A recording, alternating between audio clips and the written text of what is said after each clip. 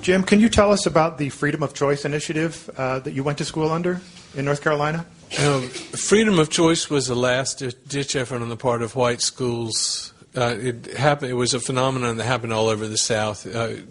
Schools had been resisting since the 1954 Brown versus the Board of Education decision. White schools in the South and elsewhere had been resisting integration. Under freedom of choice, theoretically, a member of either school system could attend the other. This was intended to encourage a token integration of the white schools. The assumption was that no white students would elect to go to the black schools, but maybe a handful of black students would elect to go to the white schools. And this would satisfy the courts, and integration then would stop at that point. So in North Carolina, we had 2 years of this freedom of choice program, in my county, 1966 and 1967, the school years that started in the fall of those years.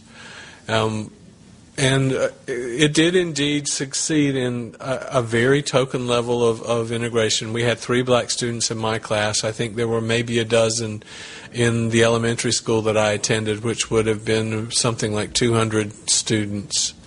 But very quickly, the courts ruled that this was not what the Supreme Court had in mind when it ruled that schools had to be integrated. They said giving students a choice in many regions of the country does not break down the barriers between the two school systems, so you have to go ahead and fully integrate.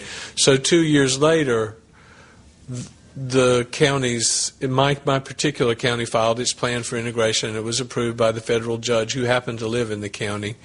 And at that point, the middle schools and elementary schools were integrated, and 1 year later, the high schools were consolidated and integrated. So within over a 4-year period, I went to 4 different schools, all public schools. And we had the same phenomenon in Jones County, North Carolina, where I grew up. As soon as full integration came along in 1968, the first segregation academy opened, which was flabbergasting to me. Here were farmers and white people who wouldn't spend a nickel on nothing, but all of a sudden, overnight, could find the funds to open a school. I can't tell you the extent of cheapskatery in Jones County is still phenomenal. And the notion that they could, within a 3-month summer period, find housing, find teachers, and find equipment for a brand new school, it still flabbergasts me. And there were dozens of these that opened in that same time period all over eastern North Carolina. So that when full integration happened, about, I would say, between half and 2/3 of the white kids went to private schools, and the rest of us stayed in public schools, making us a minority. I think the public schools in Jones County were 70% black and 30% white for the rest of the time I was there. The cows. Gus T. Renegade in for another broadcast, hopefully to share constructive information on the system of racism, what it is, how it works. Today's date, Wednesday, January 20th, 2016. So I have been told. The audio clip at the beginning of the program, our guest from just last week, admitted racist, Mr. Jim Grimsley. We discussed his book, How I Shed My Skin, which is about his experience with schools being quote-unquote desegregated in eastern North Carolina. He was just, as I said, with us last week, similar subject matter to what we will be discussing today, only this time it will be in Virginia and Prince Edward County specifically. Before we get into the broadcast, again, we are fundraising for 2016. Invest if you think the program is constructive. Racism-notes.blogspot.com. Racism-notes.blogspot.com. Listener supported, counter Racist Radio. When you hit the blog, the PayPal button is in the top right corner of the page. For those who are not interested in PayPal, feel free, drop us an email, and we will get you a physical mailing address. I hope the program continues to be worthy of your time and energy. I also want to make sure that I again remind folks the memorial that will be at Howard University in Washington, D.C. for Dr. Frances Cress Welsing this coming weekend, this Saturday. I've posted information about it on my Facebook, as have other folks. I've tweeted as well. If you get confused or need more details, you can email me about that as well, and I can forward you the information that I have. But if folks are in attendance, definitely dial in on Saturday for the compensatory call-in and give us the updates about what goes down. Looking forward to hearing folks give their tributes and fond farewell for the phenomenal work and energy invested by Dr. Welsing. That said, broadcast today, very close to me personally. I've said repeatedly, even though I'm in Washington State now, that I was born in Virginia, graduate of University of Virginia. So I would encourage anyone, if you're listening to this program, and we talk about racism all the time, you should really make time to research and study your particular area. I know we have a lot of listeners who are outside the United States. Wherever you happen to be at on the planet, you should have like A+ knowledge about your particular area and the history of racism in that area. So that would mean, like for me, for Virginia, that means that I should know a lot about Nat Turner, John Brown, Senator Harry Byrd, Southern Manifesto, Massive Resistance, Prince Edward County, minimum, Doug Wilder, minimum. These are things that you should know quite a bit of information about. And I would submit that this is a great way that you can teach your children about racism. That's something that we talk about all the time. You can make it very concrete because you can drive to these spots. You can see some of these people. They have national markers and tours and museums. For a lot of this stuff, you can get them a lot of information. And you can, I would suspect, have some really intimate moments bonding with your children around teaching them about the history of your state or the history of your city, county, whatever the case may be, and helping them to get a better understanding of the problem of racism. So definitely, you should take advantage. And anybody that's listening into this program, if you live in Virginia or have spent time in Virginia, born in Virginia, man, you should really perk up. Should be really important information. I would also remind folks that the Black journalism, great information from Hannah Nicole Jones that she put out about a year and a half ago. I think it was like middle of 2014, about how schools are just as, quote unquote, segregated, if not worse, than they were 50 years ago, right now, 21st century. I think that is extremely important because frequently people like to talk about progress. I think that word gets used a lot, and I've told people I despise that, but they use that term a lot, and the way that we talk about racism as though it's getting better depends on which metrics you look at. I know that specifically is one. If you're looking at education, it does not look like progress at all. It looks about exactly the way it did 50 years ago, which I think says a lot about what racism is, how it works, and the permanence of this problem. Broadcast today, I started with the clip from Jim Grimsley. He was at a Southern Literary Festival, which was broadcast on C-SPAN. You can check it out online. And one of the co-panelists with Mr. Grimsley was our guest for today's program. She also wrote a book, was published in 2015, about quote-unquote school desegregation. As I said, her book deals with Virginia and specifically Prince Edward County, notorious. We've done programs on this before where they closed public schools for 5 years. They, being white people, closed public schools for a half decade as opposed to having black children attend school with white children.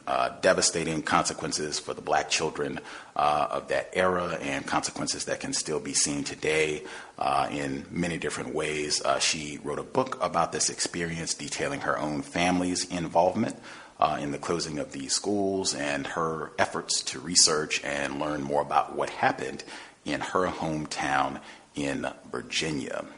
Really glad to have her on the program to get more information. The book is titled Something Must Be Done About Prince Edward County, a family, a Virginia town, A Civil Rights Battle. And the author joining us live, Mrs. Kristen Green. See if I can nab the correct line here. Miss Green, are you with us? I am. Thanks for having me. Outstanding. Glad to have you on the program.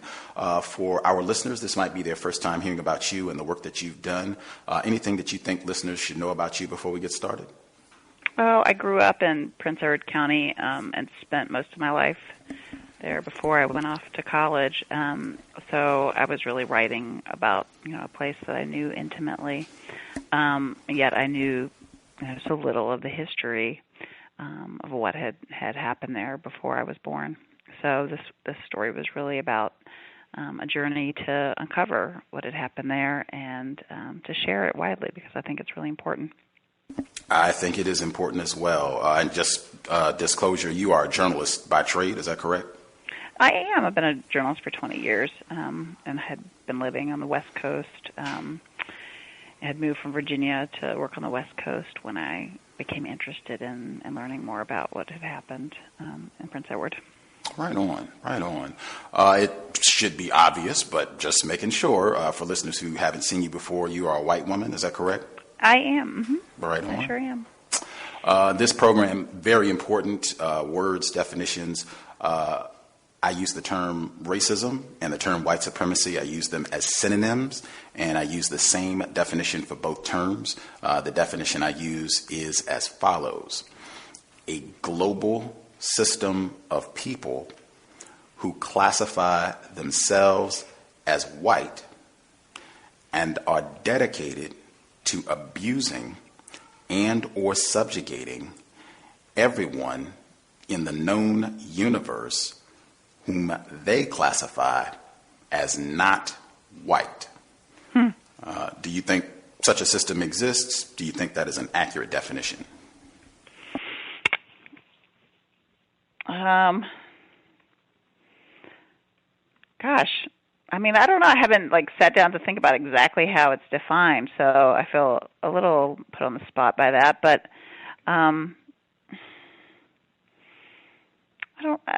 there's nothing particularly off-putting to me about the definition that you're using for you. So we can move forward, using that on the show. I'd have to think about, how if that would be the definition I would use. Okay.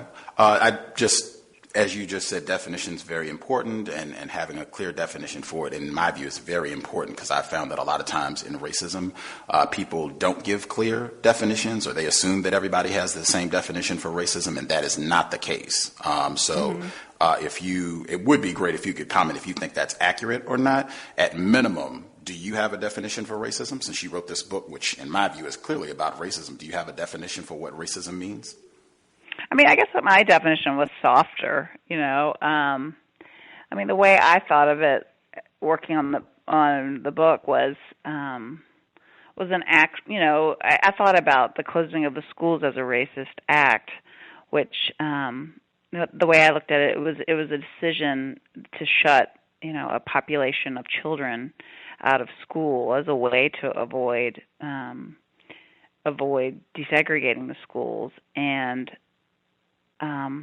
I viewed it as racist because the people who made the decision didn't want their children to go to school with black children, and they felt that black children weren't as smart and were further behind in school and were not their equals.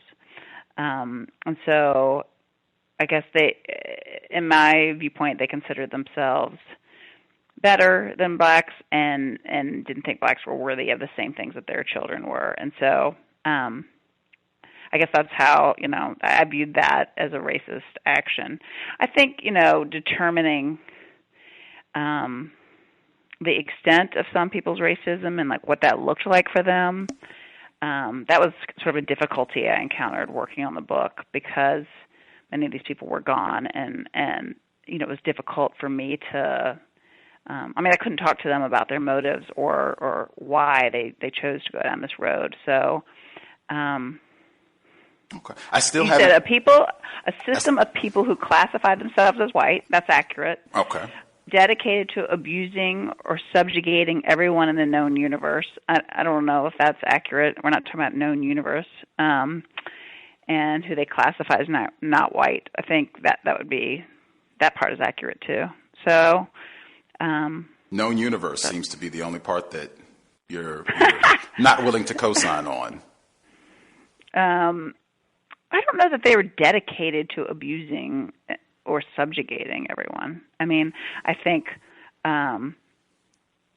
that's the effect of their action. I don't know that they would, that they would consider themselves dedicated to that.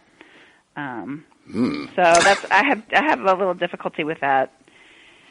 Okay. That definition too, but I don't know. I mean, it's something to think about. You're right. There should be more of a definition, and that might have been part of the trouble with, for me, trying to look at what happened, because obviously many of those people were gone and couldn't talk about their decisions, but they didn't think of themselves. They didn't think of what they did as being racist. So that doesn't mean that it wasn't, but that made the reporting about those actions kind of difficult and touchy. So. Okay. I believe Governor Almond in Virginia at the time, I believe he publicly stated that he would cut off his arm before he allowed one black child to attend a school with white children. That, to me, sounds like the quintessential example of dedication to racism, white supremacy, even if he wouldn't self-identify as a racist. And I think there are a lot of statements that people made like that during this whole tenure leading up to and 5 years with the closure and after, but we'll get into the details. Agreed. And there certainly were people that were sort of the main leaders of this who came out and said stuff like that. But there were also many people who supported, the decision to close the schools or failed to speak against it. And I don't know that their motives were exactly the same. I just don't know. I mean, there's no way to know for sure. So I hate to, I view the action of closing the schools certainly as as an act of abuse and subjugation, but I don't know that, I just have trouble classifying, everyone in that community in that way. I don't know. Okay. Something to think about. We will think about it as we process your book through the broadcast. Okay. Before we get into the details of your book, one of the questions that I've been trying to ask is all the white people that come on the program. There's a non-white author. He wrote a piece in The Atlantic at the end of 2014. He was talking about racism, and it's a specific sentence. The sentence reads, white people are often sincerely and greatly pained by racism, but rarely are they pained enough. And it's the first portion of the sentence that I want to ask you about. So the first portion, do you think that this is true? You're a white woman, the white people that you've been around, particularly in Prince Edward County, but just white people on the whole that you've been around. Do you think that a sizable portion of them are often sincerely and greatly pained by racism? Do you think that's accurate?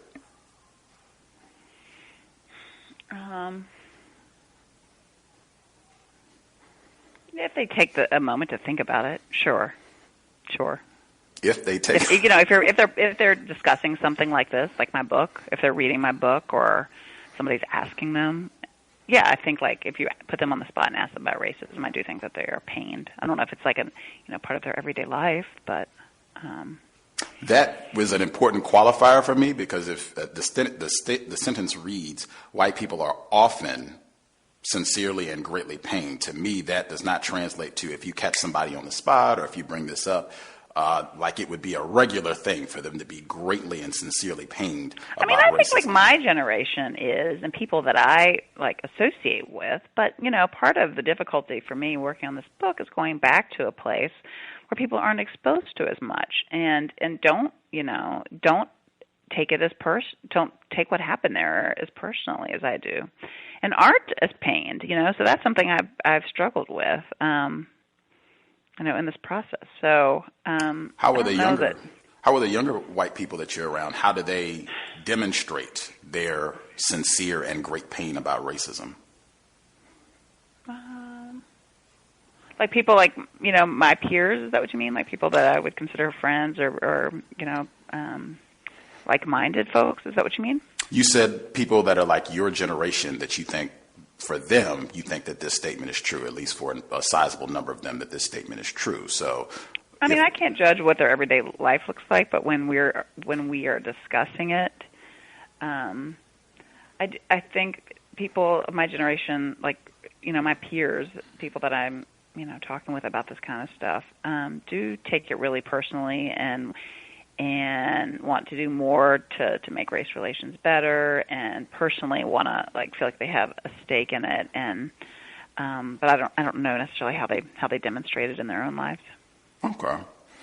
Out of the white people that we've been asking, it was the majority of white people had said that they think that statement is false, that based on the white people that they've been around, that they do not see any evidence that most of the white people that they're around, or even a sizable number of them, are sincerely and greatly pained by racism. I, too, think the statement is false, but I think we've had a string of 3 straight white guests who said that they think that is true. And I think I've told all of them I don't believe that they're being truthful in that we wouldn't have all of these problems if that were the case, but listeners can I think they're pained when put on the spot, but I don't think it's like part of their everyday life. No. That's not what the statement's. That's why I keep going back. The statement didn't say that. The statement said that they are often. So this is not a put on the spot thing. Like, this would be a regular part of how they feel and the way that they use their time and energy to do something about this problem that they are sincerely and greatly pained about. And I just don't see that manifested. But, folks can. Well, it depends how you interpret the statement. Like, I mean, I think if people they're thinking about racism, when it's like, and it's in the news, there are a lot of issues that are in the news that would make you think about that. So I think when they are thinking about it, they are greatly pained. But I don't know, what percentage of time it, it fills their minds. I can't speak. It's just hard to speak for a whole, whole race. No worries. Moving forward to your book, Something Must Be Done About Prince Edward County, just to make sure that folks that are listening, if this is the first time, again, we've talked about this before. If you go back in the archives, we talked about done whole programs just on this incident, but I'll give a quick overview. You can let folks know if what I'm saying is accurate. 1950s, Brown v. Board of Education decision comes up in 1954. Prince Edward County is a part of that decision. You had black students in Farmville who staged a walkout. They were at a black high school that was woefully underfunded. They had these tar paper shacks, basically, that were just added on to the school to accommodate grossly overcrowded and terrible supplies, terrible buses, no heating, just the worst of the worst conditions. Didn't have enough books with no pages, just horrible. And so the students stage this walkout to protest the schools. They go on strike to get better schools. They are not asking, we want to go to the white school. They just want their school to be funded correctly so that they can have better facilities. NAACP gets involved. They get added to the Brown v. Board of Education decision. And it's, hey, we're going to go for quote unquote integration. We want to be able to go to school with the white children, have access to the same facilities. Separate but equal is never going to work out. White people are not going to do right funding wise. So they have the decision in 1954. White people throughout the South, this is not just a Prince Edward County thing, white people throughout the South are furious about this. In Virginia, former governor and U.S. Senator Harry Byrd becomes kind of the leader of the Southern Manifesto movement, this massive resistance. We're not going to do this. We're not going to comply. The federal government is not going to come in and tell us that we have to send our children to school. With black children in Prince Edward County, they begin fundraising years in advance of closing the schools. They begin fundraising and getting support, galvanizing around this idea of we just won't have public schools. They can't make us fund and carry out public schools, so that will kill it, and we'll just open up private schools for white children. They begin fundraising, so they'll have the money to do this, to open these private white academies. Finally, in 1959, they decide that they're going to go ahead and close the schools down in Prince Edward County. They do so until 1964. They open up private white academies for the white children. Eventually, they build a whole different building, different structure, so that they can have white upper like high school students in the new structure that they build. The black students, they do not get private academies for black children. They either end up having to go out of state to get education. Some of them don't get any education at all for this period. And this is not resolved until court orders them that they have to open up the schools in 1964. Is that kind of a rough, quick synopsis of what happened in this period? Oh, it sure is. Yeah, good job. Right on. And would it be accurate to describe this, because I look at this entire act, on this program consistently, I insist individuals should think of racism, white supremacy as war. This is not a racial divide. This is totally white people that are dedicated to practicing racism. They are practicing war against black people. I view this as an act of war, an act of terrorism against black people, shutting these schools down for 5 years and just whatever. Oh, and just to add in that they do make measures to make sure that the white teachers are going to be compensated. That's one of the things that they do very early on, to make sure that white teachers are going to be compensated so that they don't leave and go find jobs elsewhere. They do not do this for black teachers. But would it be accurate to classify this as an act of war, an act of terrorism? I don't know. I mean, I characterize it as just an evil action. That's how I think of it. Okay. Listeners can ponder on that as well. What was your purpose in writing this book, and did you have a specific target audience in mind? Well, my purpose was that I grew up in this community and wasn't taught what happened there, and I attended the White Academy, as did my parents, and I didn't know the real reason that it was founded. And I became a journalist, and here I am, across the country, living in Oregon and then in California, reporting on, other stories every day, telling stories about other people and other communities every day, and I'm spending all my time doing that and extremely curious about all these other places, and I don't know really the most interesting story to my family, to my community. I can't even describe what happened there. And so I think it was like developing an interest and curiosity in learning the story that I was never taught and that my classmates were never taught, and that a lot of people in my hometown didn't know, don't know, to this day. And I just decided, I guess, at some point that I should try to write a book about that and do more of a mainstream book, because some academic texts had been done about it, but it covers such a long period of history that I think the academic text had tended to focus more on specific parts of the history and not the full history. And so I really wanted to tell the full history and be able to do a lot of firsthand reporting from students who were shut out of school. But I also knew that I would have access, or hoped that I would have access to the White Academy officials who had been, the principal when I was in school, and teachers from when I was in school, so that I could try to explain why that school was started and sort of what that looked like, the idea behind it, and what my experiences had been there.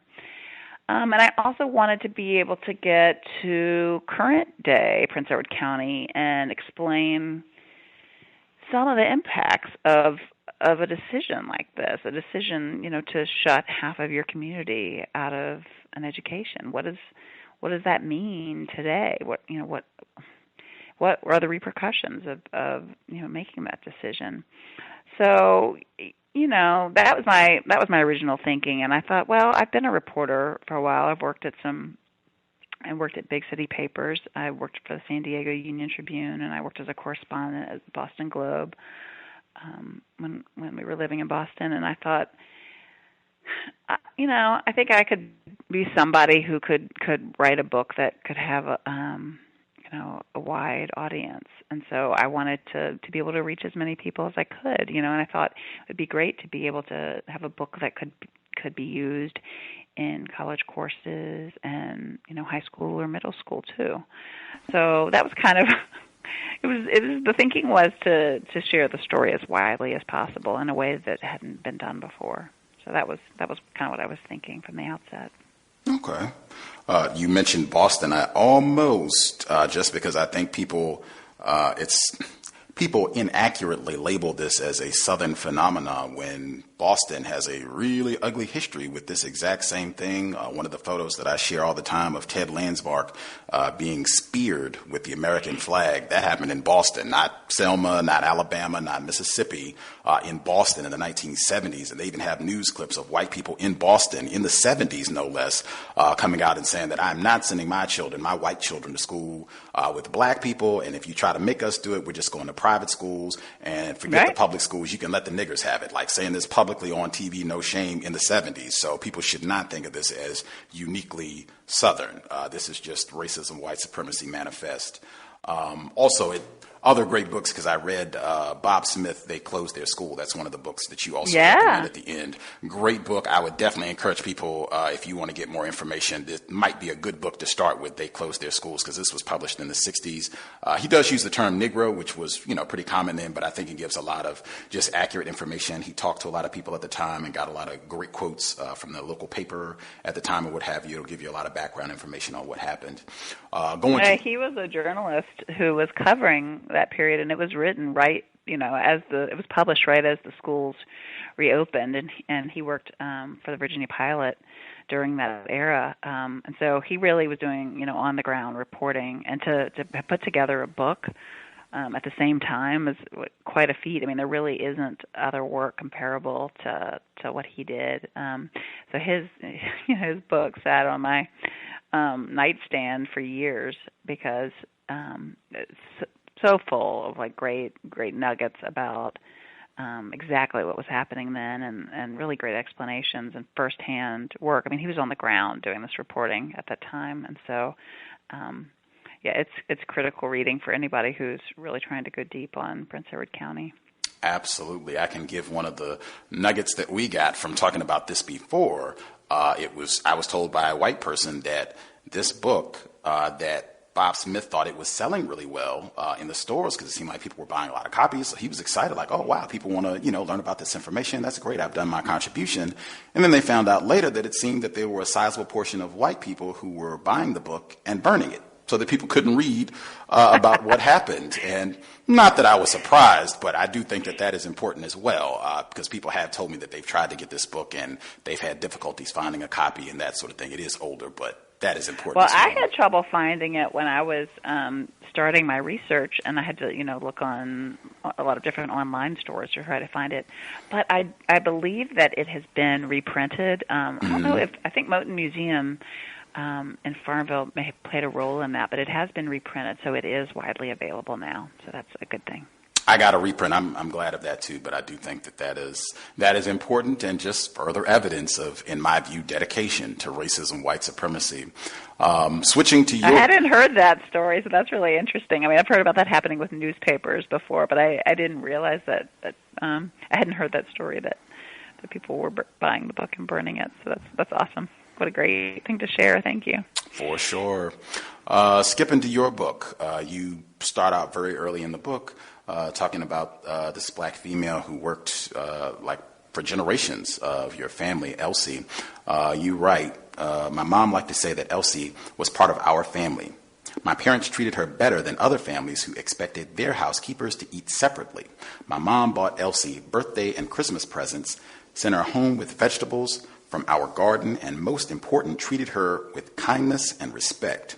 My grandmother prepared her lunch instead of the other way around. Yet I didn't realize Elsie's own family had been ripped apart 2 decades earlier when she was working for my grandparents, and that my grandfather was partly to blame. Why did you, so early in the book, include Elsie as a part of this narrative? Well, as a child, I really didn't know any black people growing up other than Elsie and like maybe our mailman. I really personally, she was really the only black person that I knew, and she was the first hint that I got that that something had happened with the schools in Prince Edward County. I know it sounds strange. I mean, you would think I would know like some of this history, but I really didn't know any of it. And I knew something about her daughter, like having been sent away, and I didn't know why. And so for me, like she was, she had to be part of the book, and part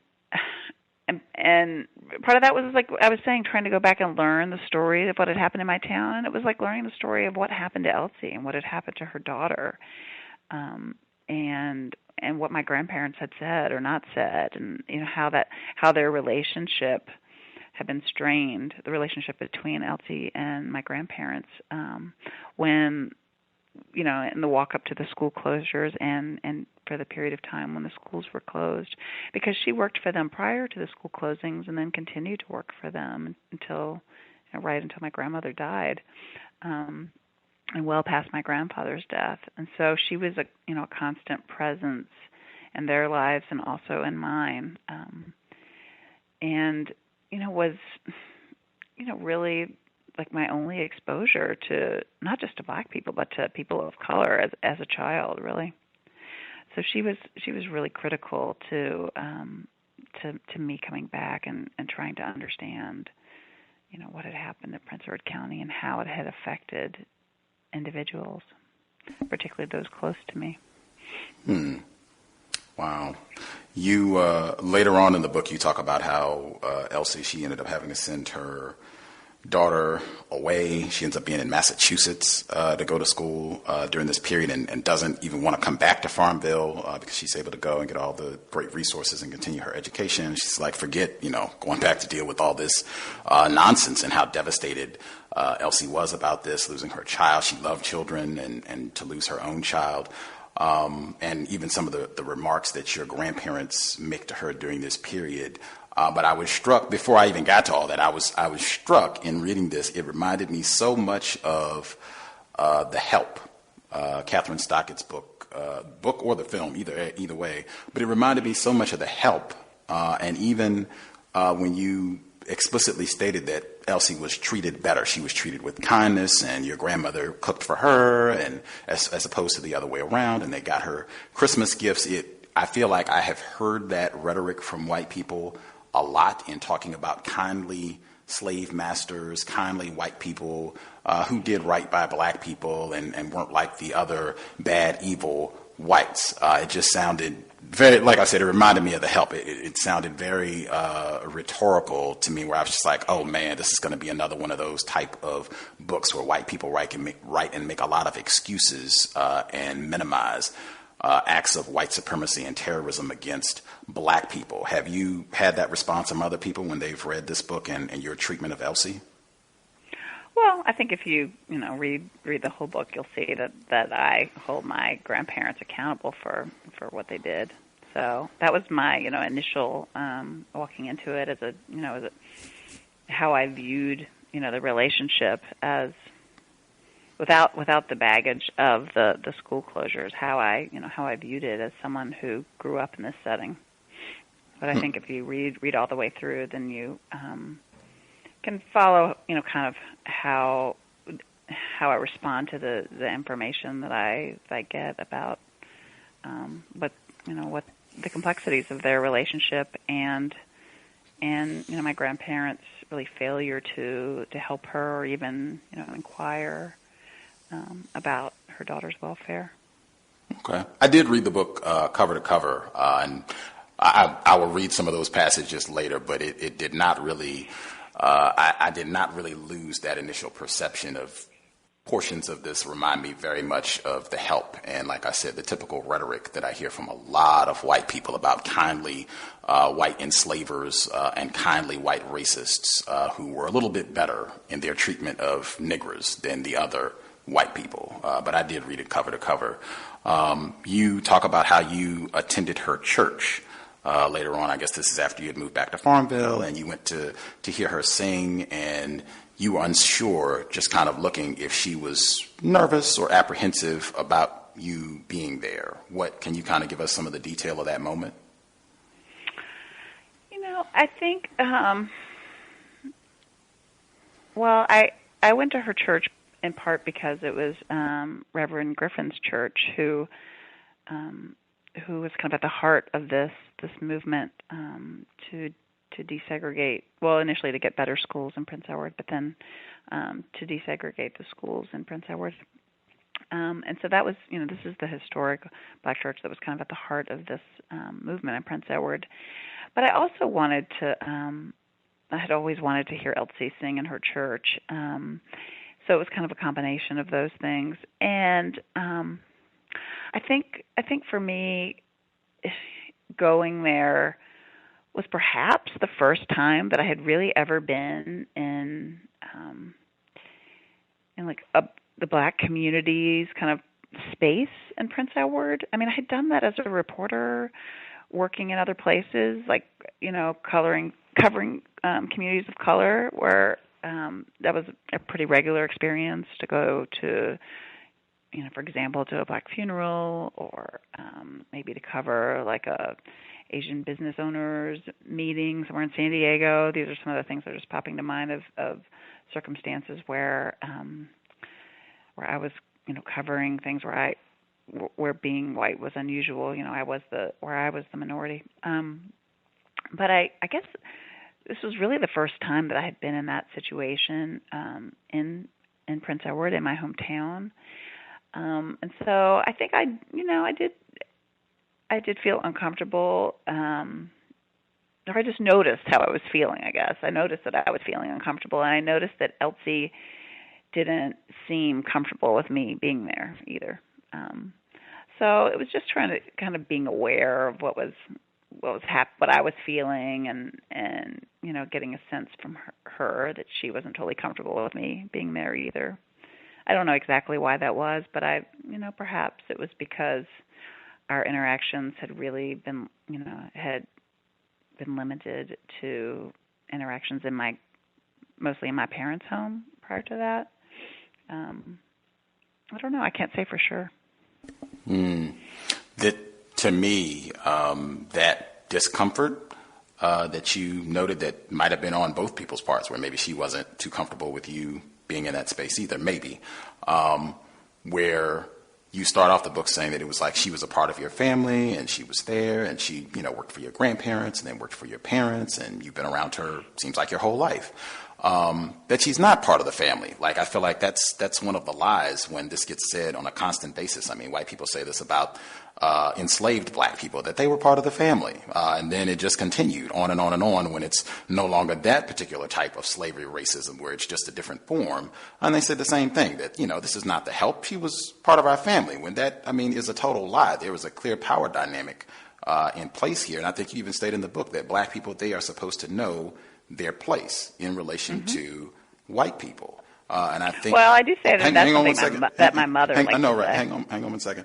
Just with the church dynamics specifically, I think that there's a pattern, and folks can remember, we talked about this with The Half Has Never Been Told with Edward Baptist, where they have this long passage about how for white people, when enslaved Black people were having a dance or any sort of free time on the plantation, and they could do their music and sing and that sort of thing, that this was a space that white people weren't allowed in. And I said that is nonsense. I mean, I can sell all of you like right now. So if I want to come hang out in the slave quarters while you all are dancing and doing whatever you're doing, I can do that. And I think white people have a long history of having done that. This portion, it also reminded me of Dylan Storm Roof when he carried out his terrorist rampage in Charleston, South Carolina. In the aftermath, there were a lot of white people flocking to the AME Emmanuel Church in South Carolina, and apparently this has continued. The New York Times, they did a big write-up months after this, where it's almost like this is a tourist attraction, where you have white people coming from all over to come down and take pictures and be at the church and say whatever they're going to say, whatever this is supposed to accomplish. But to me, it seems like another form of white people encroaching on Black people's space, where I can come, I can be in your space, I can be in your element, and be around for whatever reason, whether this is supposed to be I'm deriving comfort from this, whether this is me under the guise of being against racism, for whatever reason, but I can come and be in your element, a place. Even the Black church, I think for a lot of people, that's long been a space where Black people have tried to get some strength, some resilience for all of the horrors of racism that we've dealt with. And even in that, we can come be in your. In fact, I can stop here. In the book, you even talk about how Longwood College encroached on a lot of black property and space. One of them, I think, was a church, a place of worship for black people, and took that over as the college expanded. That's kind of what it felt like to me. It might have been at the root of some of her discomfort. Now, would you like to respond? I think that makes good sense. Context of White Supremacy, Kristen Green. One of the other folks that you start off very early in the book, where to me it seems like there shouldn't be any room for quabble here. Robert Taylor definitely seems like someone who was dedicated to racism, white supremacy, yes? Yeah. Okay. You start off with him, and when he's talking to you, you get a sense, I guess you can give listeners some background, but as you are talking to him, you're interviewing him about this story, it seems like he's getting a sense from you like, wait a minute, whose side are you on in this? What is wrong with you? You've changed. You've hung out with some northern people. What type of questions, what are you trying to say here as a white woman? Can you give us a little bit more information about who Robert Taylor is and why he was talking to you in this manner? Sure. So I grew up down the street, about a block from Robert Taylor, who was heavily involved with starting the White Academy from the beginning, and remained on its board, and it was the head of the board for a long time. It was super involved until he died. And then when I interviewed him, it was about 6 weeks before he died. I knew he was ill. I didn't. You know how it is. Sometimes you don't know that it's going to be quite that soon. But it did turn out to be, the very end of his life when I was interviewing him. And it was really early in my research. So I had just been reading, they closed their schools and, a few other texts, like just starting to kind of put together some of the pieces about what had happened. But I didn't have the bigger context of what was happening around the South during this time. I didn't, fully understand the community's role in the Brown decision. So I was really at the beginning of my research, but I really wanted to talk to him. He was really the last living founder of the Academy, and I really wanted to talk to him before he died. And he's someone who had known me since I was a child. So I went, to his home and approached it with openness. I felt like I could do this interview just the way I would do any interview as a journalist.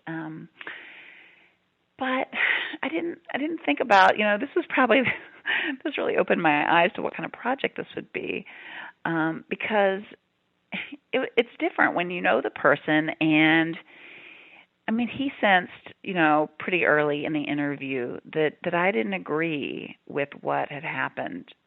Now remember, this is really early in my research, and I hadn't discovered the extent of my grandfather's role in school closures, and I really didn't understand at that point exactly what whites in the community had done, exactly how long they had threatened to close the schools, and how long they had to change their mind, to do something different.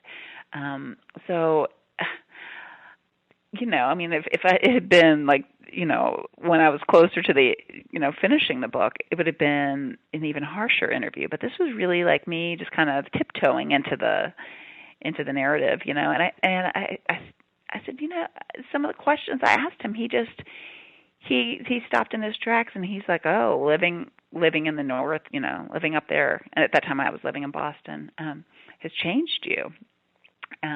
He knew I had lived in California too. He also knew that I had married, someone who is not white. My husband is a multiracial man, and so he knew, this stuff about me. But he was pushing back against my questions, and I was trying to maintain this civility that I had, grown up being told was the right way to act. And I was kind of eating up his responses, as outlandish as they seemed to me, as dated as his beliefs seemed. The journalist in me was really, really enjoying like these details, because I thought, oh my gosh, this just shows that men like him, like they don't change, and he's going to go to his grave believing that that integration is wrong, and like still fighting for the same causes. On the other hand, he made it really personal, and he talked about how when black young men dated white young women or teenagers, they impregnated them and created these babies that nobody wanted. And I knew he was talking about me. He wasn't just talking about young black men getting, young white women pregnant. He was talking about me and the babies that my husband and I wanted to have. And so, everything in me wanted to, cuss him out and get up and storm out of that room, and leave this project very far behind, because this was going to bring nothing but pain, having these kind of conversations, confronting this past that was still very much the present was going to bring nothing but pain to me and to my family, and to, and to many people in the community. So that's what happened. Smoothie apparently is causing problems down in Virginia as well. That thread of Mr. Taylor's concerns in terms of, at least that was one of the excuses that he gave as to why these academies were needed, and we couldn't have black children in school with white children. They're going to get white girls pregnant. That was repeated, every day, every hour during this period as a reason as to why this could not happen. But the thing that I find that is interesting is that in the book, as you continue to writing, so this is years, decades after all this has passed, that there are rumors about rapes in the bathroom at Richmond public schools, even though these rumors are not substantiated, but it's still floated out there like, oh man, can't go to Richmond public schools. I mean, gosh, anything could happen to you. That was the Prince Edward public schools. Yeah, my mom was hearing that right. rumor. Thank the you. Prince Edward public schools, when I was asking her about why she didn't send us to the public schools, why she chose to send us to the academy when it represented segregation to the country. Right. Prince Edward schools. Thank you. And then last week, where you have the governor in Maine, I think, within the last 10 days this year, the governor in Maine who says, hey, Smoothie and them, they're coming up here and selling their heroin and impregnating these white girls and leaving them here. What is it, this refrain that white women are going to be impregnated by some non-white person? Why is this such a consistent fear that whites have to keep expounding and talking about this threat of non-white people? I don't know why are older white men, politicians in particular, so obsessed with Dylan sex. Roof said it too. Question. It's not just older white men. Dylan Roof said this too, reportedly at the Charleston church shooting, that you keep raping our women. He's in his early 20s, so he's not an older white man. You're right. I don't know. It goes back to the same things that Robert Taylor said to me. I don't know why it's persistent. But I mean, certainly, it has. It's still an issue. You referenced the Loving case here as well, which is state of Virginia. Like I said, there's a lot of history. I know. We have so much going on, don't we? To know about the state of Virginia. The thing that I find that is interesting about this case, and I have to credit comedian W. Kamau Bell, who's been a guest on the program before, with pointing out that Loving case, that a lot of people, even a lot of white people, will point to that case and say, oh, this is progress, this is great, and they have documentary films where they talk about it now and all that good stuff. Mildred and Richard Loving, even though eventually when the case, got to Supreme Court and all that stuff, by the time that they started having problems, she was 18, he was 24. But when they met, when this courtship or whatever people want to call it, when this started, she was 11 and he was 17.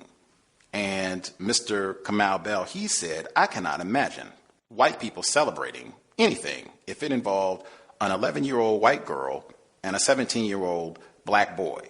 Nobody, no white person would jump it up and I'm like, yes, this is great, romance and wonderful. Not at all. I find that astounding for this case. Even in Washington with a 6-year age difference, if she had been 17 and he was 23, That would be against the law here. That would be statutory rape. That, could not happen at all. Like today, that would be against the law. Do you have any thoughts on the massive, I think it's a significant age difference between these two?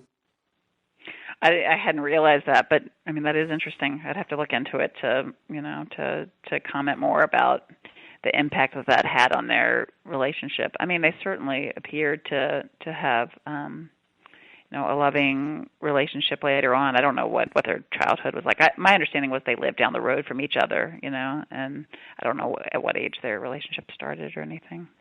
I mean, one other case you talk about, the Loving versus Virginia case. I mean, I don't know if your listeners are aware, but Prince Edward County was one of the 5 communities featured in the Brown versus Board of Education decision.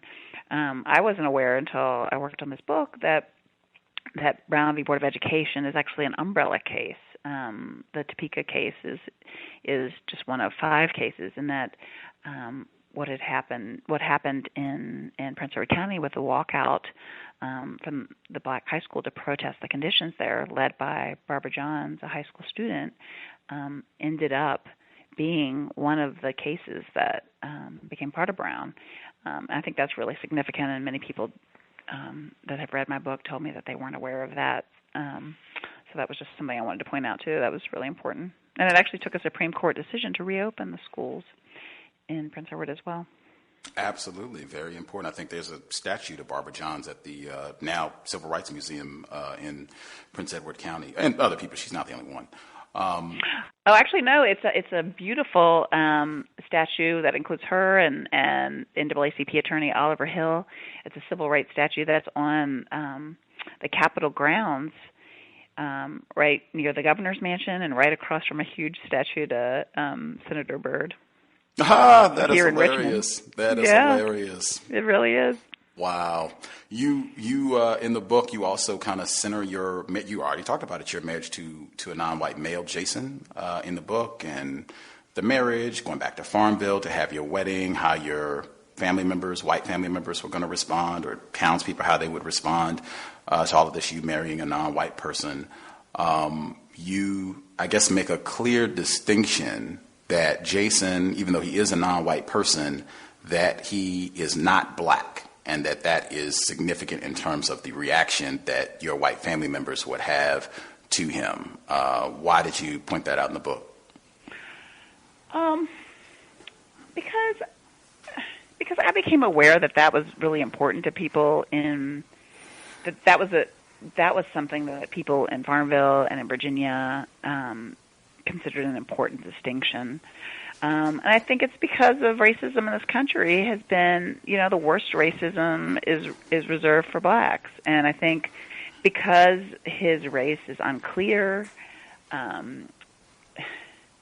don't know. I think that he, doesn't experience the same kind of racism that a black man would. And so I just thought it was important to put that on the table. I didn't want to have that be, I didn't want it to come across that he was black, and then people would be like, "Oh, why did you hold this information back?" I think it was important to provide that, and also to acknowledge that, that what he faced, the kind of racism that he faces is different than the kind of racism that black males face in this country. His race is kind of indistinguishable, and so I think he gets a lot of the, where are you from questions. And he also gets a lot of the, I forgot you're not white kind of attitudes from people, whether it be from my own family or people he works with. And so his experience, his lived experiences as a brown man.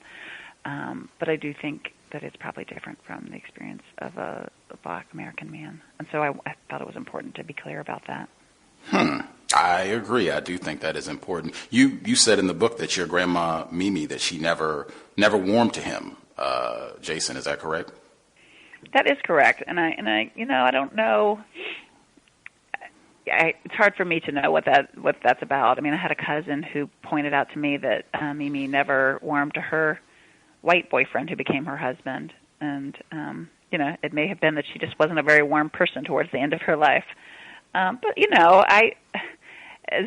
Elsie Lancaster, the housekeeper for my family that we talked about earlier, said to me, she said, your grandfather would have rolled in his grave to see that you married Jason. So, I know that, in my heart, I feel like that's part of the reason that she, never warmed to him.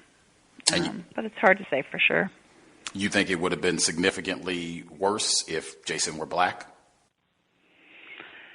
I don't think that the marriage would have been accepted in the same way. I think,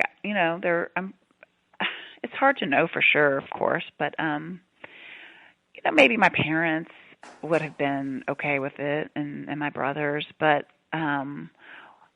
it's hard to know how they would have responded, but I have to, hope that they would have been okay with it. But I definitely think that people in town wouldn't have, the people who were guests at the wedding or people that my family knew wouldn't have been as accepting of the marriage.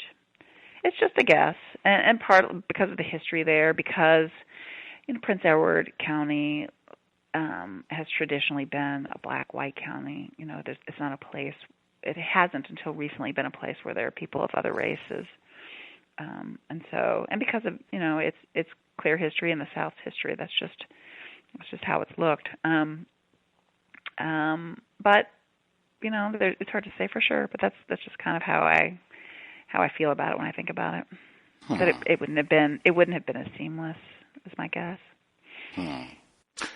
With after the Charleston massacre, Dylann Roof's attack, there's continuing to be all this dialogue about removing the Confederate flag and taking down certain white people's statues to Confederate soldiers and Ben Tillman and other white people who were unabashedly racist, white supremacists.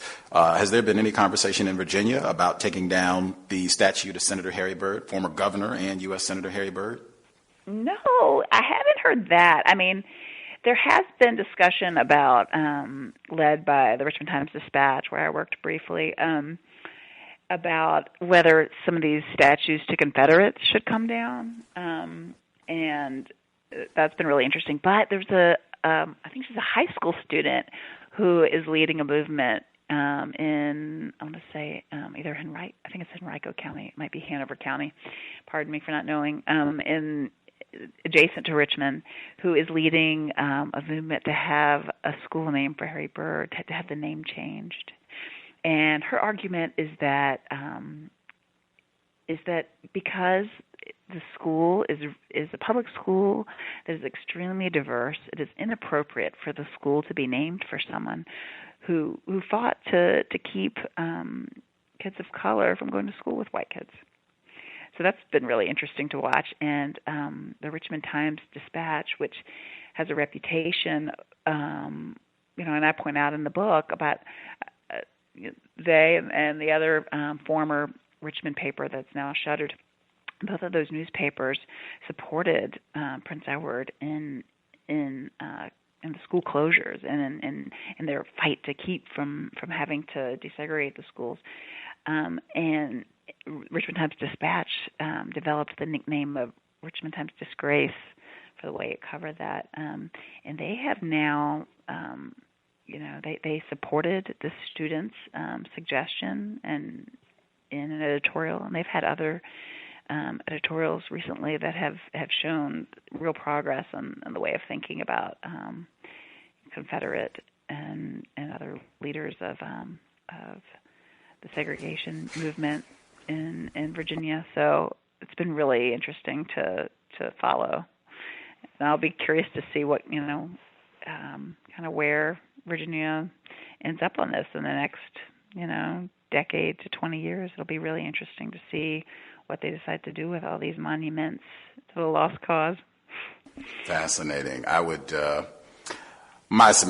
Senator Byrd would be another person, former governor would be another person that I would submit. There shouldn't be any quabble room there either. This guy was one of the leaders in the Southern Manifesto and all of this stuff, which in my opinion is clear dedication to racism, white supremacy. Nothing should be named after him. There shouldn't be any statues either. We could be honest about what he did, Senator blah, blah, blah, but this should not be someone that we're looking at as a role model or someone that we want to emulate moving into the 21st century, in my view. Yeah, but I mean, and I don't disagree with that, but I just think about, like, where do we even begin? You know, like, at some point, I mean, here's where we're beginning. We're going to it's possible that a public school system here near me will rename a school, but it's really interesting to kind of go down this path. I mean, think about people like, what do we do with Thomas Jefferson? You know, what do we do? There are so many people whose histories are, who have really bad baggage in terms of, like, racism, and what are we going to do with the monuments to them? I'm really interested to see if we can, like, relegate some of these Confederate soldiers to a Civil War museum, and instead of having them on some of the main passageways of our community. I mean, I love that idea, but I'm really curious. I'm not an activist. I'm a writer, an artist, so it's not my place to make a call on what should be done about all this. But I enjoy watching it, and I'll love to see this conversation unfold and see what our community does. You go into detail. When I stated earlier the conduct of the white people, your grandfather included, during this time period, who closed these schools, advocated for it, and even the white people who just sat by and didn't do anything. Like, maybe I don't think public schools should be closed, whatever the case may be. They sat by and allowed this to happen. All of that should be classified as an act of war, an act of terrorism against black citizens in Prince Edward County. Just getting into the details of some of this, because they had tuition grants for some of the white people who couldn't afford the fees at the private academy that was established for whites. I mean, we're talking about tax dollars that are now going to help white people do their private racist academy thing for these 5 years. So you're right. This is on, and I have the Kindle version in case people's pages aren't matching up or what have you. But it's on 342 for me. It says in June, weeks after the ruling, the County Board of Supervisors set aside $375,000 for schools, $180,000 of it for tuition grants for the academy. A month later, the board held a late-night meeting. Elsie was working at my grandparents' house when a call came in about the special meeting. Papa was still at work, and Elsie was in the basement ironing when Mimi answered the phone. "I can't believe it's happening," my grandmother said into the phone, giddy. Later that night, hundreds of academy patrons gathered at the town armory to accept grants that were being handed out in secret. A federal judge was expected to issue an injunction the next day to block distribution of the funds, and to get around the ruling, the supervisors planned to immediately issue 1,250 tuition grants. Parents buzzed with excitement as they waited for the checks to be cut at 2 a.m. "You would have thought an atomic bomb went off," Robert Taylor recalled. That morning, the town's 3 banks opened early for parents to cash the checks before a new court order could stop them, Taylor said. Women wearing dresses and men in suits with hats or short-sleeved dress shirts lined up outside People's National Bank on Main Street, waiting to deposit the public funds into their own accounts. 2 years later, a federal appeals court ordered the supervisors to return the money. The county asked parents to repay the grants, but some parents refused or simply couldn't afford to do so. Still $68,000 short in 1967, the supervisors unhappily sued the parents who still owed money.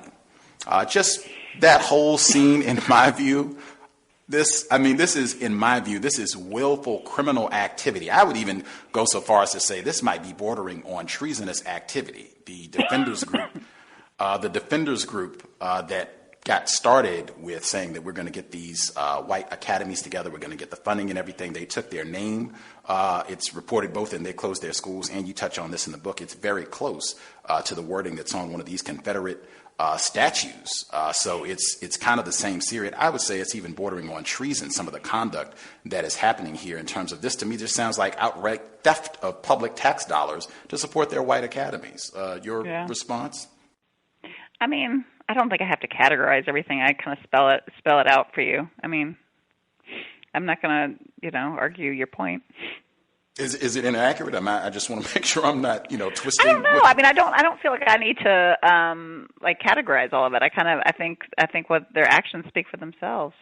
And I spent a lot of time, writing about my family's role in it and my thoughts about it. Okay, page 334.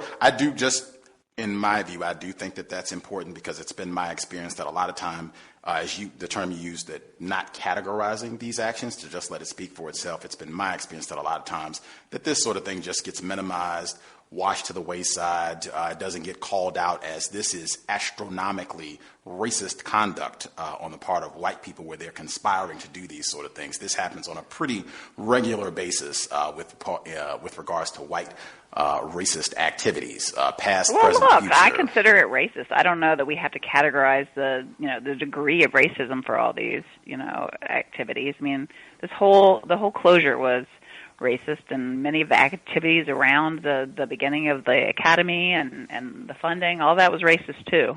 I don't know that we have to determine a degree of racism for each of the things they did. But yeah, it's all pretty horrible and racist. I agree. You said when you were going through, you went to the same academy. This is obviously years after, everything has ended. Yeah. Public schools have been reopened and all that stuff. But you did still go to the academy. They eventually did start to allow black students to attend, I think, when you were in 8th grade. Is that correct? Yeah, it was when I was entering the 8th grade was when the academy accepted black students. And that was interesting because I spent some time interviewing the headmaster from the whole time that I was there. He came on board from the very beginning when the school was founded in 1959, and I said I used the terminology with him. When the academy was integrated, and he shook his head. No, ma'am. When we accepted black students. So I thought that was really interesting, and I had to think for a while, like what I had to ask him about what he meant by that, and. I mean, what happened, I'm convinced, is that the only reason that the school decided to accept black students was that they saw the writing on the wall. Their 501c3 status had been pulled by the IRS for discrimination, and the only way to have the 501c3 status renewed was to change their admission policy. And they needed that 501c3 status. That school has suffered financially, struggled financially from its founding, essentially. As soon as those donations from all the segregationists around the country dried up, the school has struggled to stay afloat, and so they really desperately needed to be able to say that donations to that school were tax deductible. And so I'm convinced that that's that the only reason, or the primary reason, the leading reason why they decided to admit black students. So it was interesting, though, to have that principal, that headmaster, really clarify that for me. I thought that said a lot, that he was still really hung up on that wording. I agree wholeheartedly. And in just all of that, and even the funding issue where they finally accept some black students to the academy to get their 501c3 status back and to make sure that they can stay afloat financially, they lost out on, I think it was well over $500,000 that was left to them by some white Virginian when he died, because he had a clause in his will that they could only get this, I think it was like $646,000. They could only get this money if it remained all white, the academy. Mm-hmm. And they went to court about this, to wrangle, and they lost out on the money. Dedication, even beyond the grave, dedication to racism, white supremacy. Isn't that unbelievable? But it's interesting because I remember a few people trying to tell me that story, and I think it was interesting. I was talking to a book club about the book last night, and I said, working on this book, the thing that was the most surprising to me is I would learn all these really interesting little stories, like that one I was just telling you about, or that you just told your listeners about the will, and people would argue with me, or they would tell the story in their own words, and it would sound like a totally different story.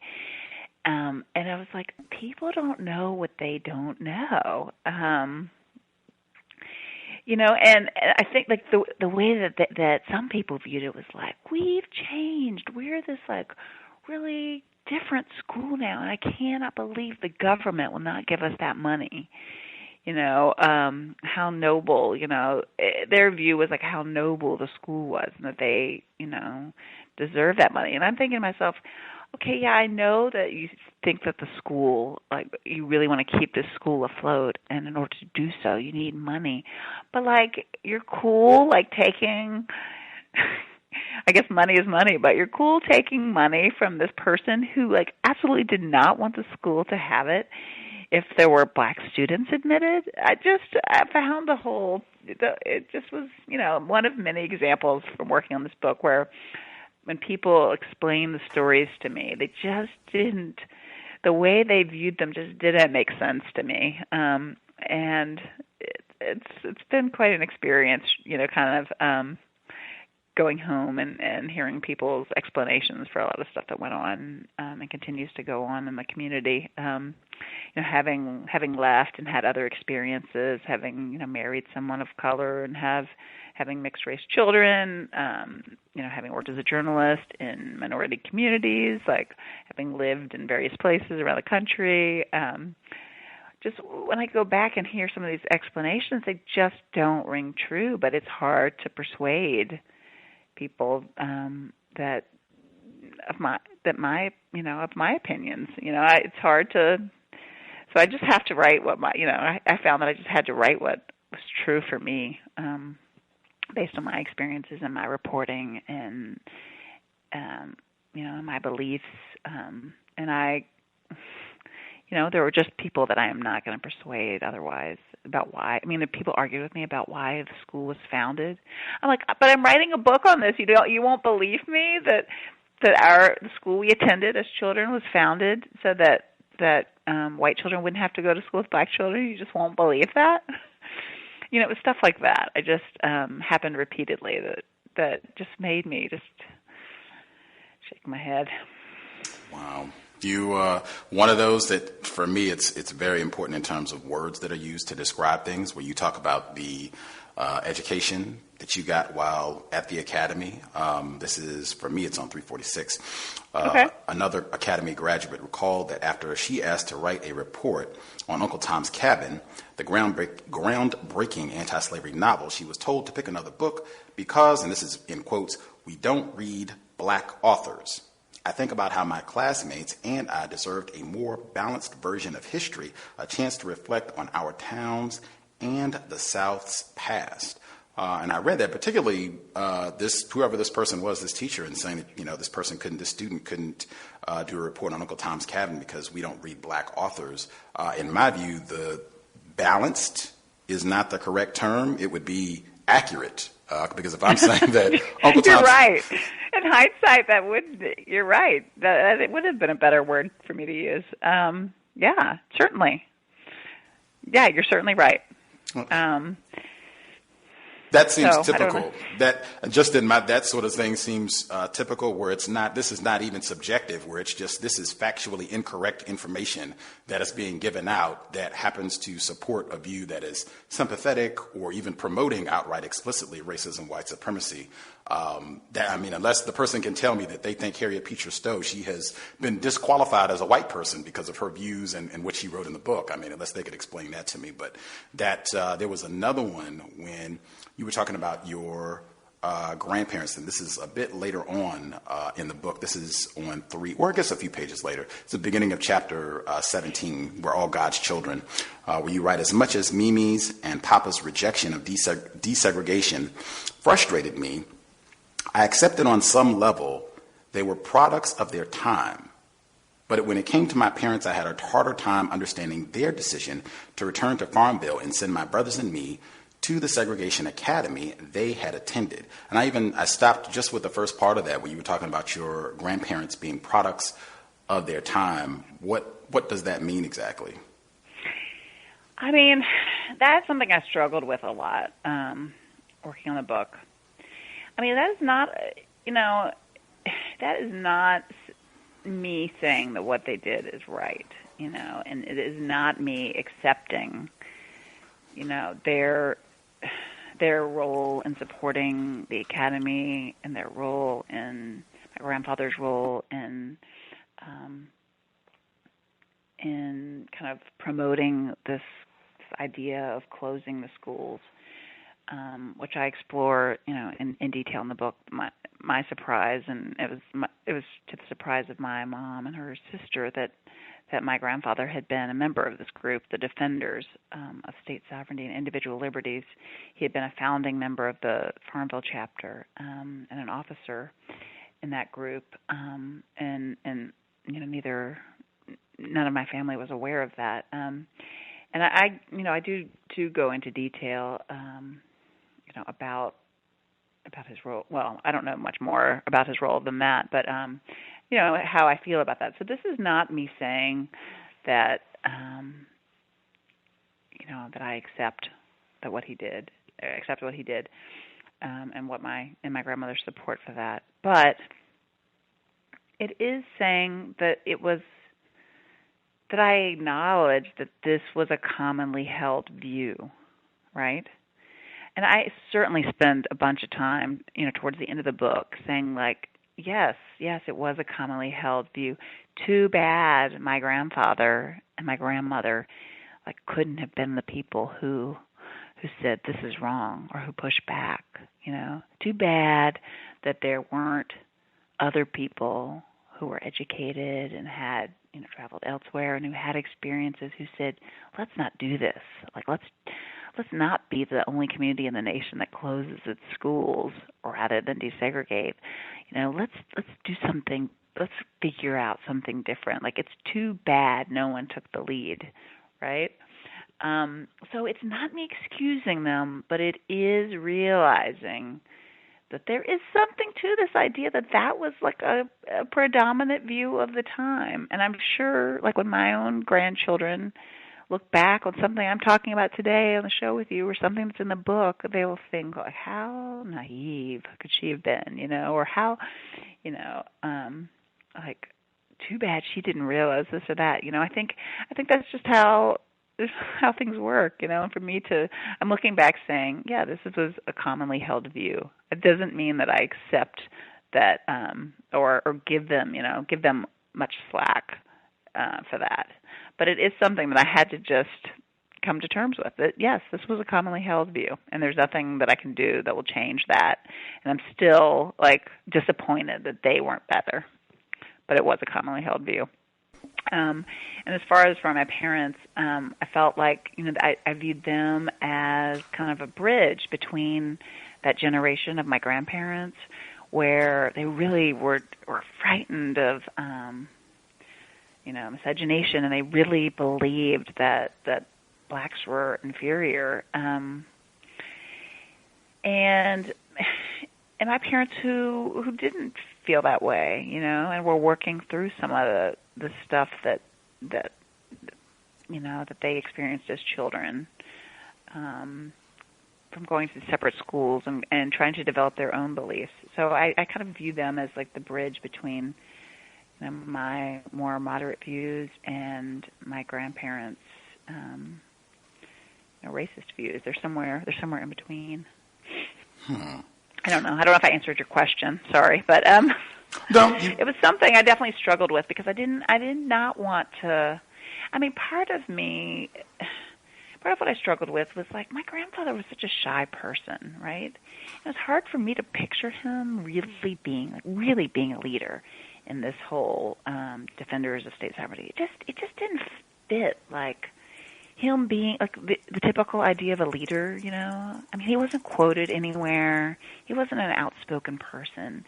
And so it was just hard for me to make the idea of him being that person fit with this guy who was an officer and founding member of the Defenders. But I realized that not holding him accountable, by somehow saying what he did wasn't significant or it couldn't have been that important what he did, he was just one of many, like that would be, I don't know, that would make everyone in Prince Edward County blameless. Like, it would make all those white people who were involved, who sent their kids to the white academy, who were on the defenders, who didn't say anything, who went to the meetings and just, went along with what maybe it was just a few leaders wanted. Like, that would make everyone blameless. And I really thought it was important that I hold him accountable, because people like him, this quiet guy who didn't seem to fit, to me, my memories of him, he doesn't seem to fit like the mold of of a defender. He, to me, his personality wasn't like Robert Taylor. It didn't seem to fit. But holding him accountable was important, because it was people like him that that enabled the schools to be closed, enabled like half the county's population to be denied an education, and enabled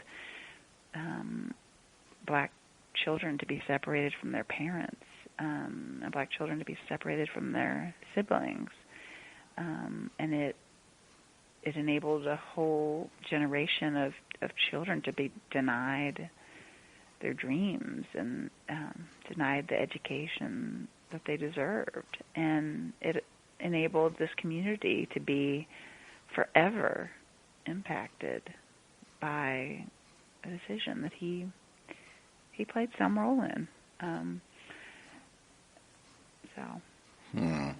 Just my response, that phrasing, because that again, just like I said early on when you were talking about Elsie Lancaster, the help she worked for your parents and grandparents, that she's a part of the family. I see that sort of phraseology. They were a product of their time consistently. It has the same effect, in my view, where it is minimizing, somehow rationalizing racist, white supremacist behavior.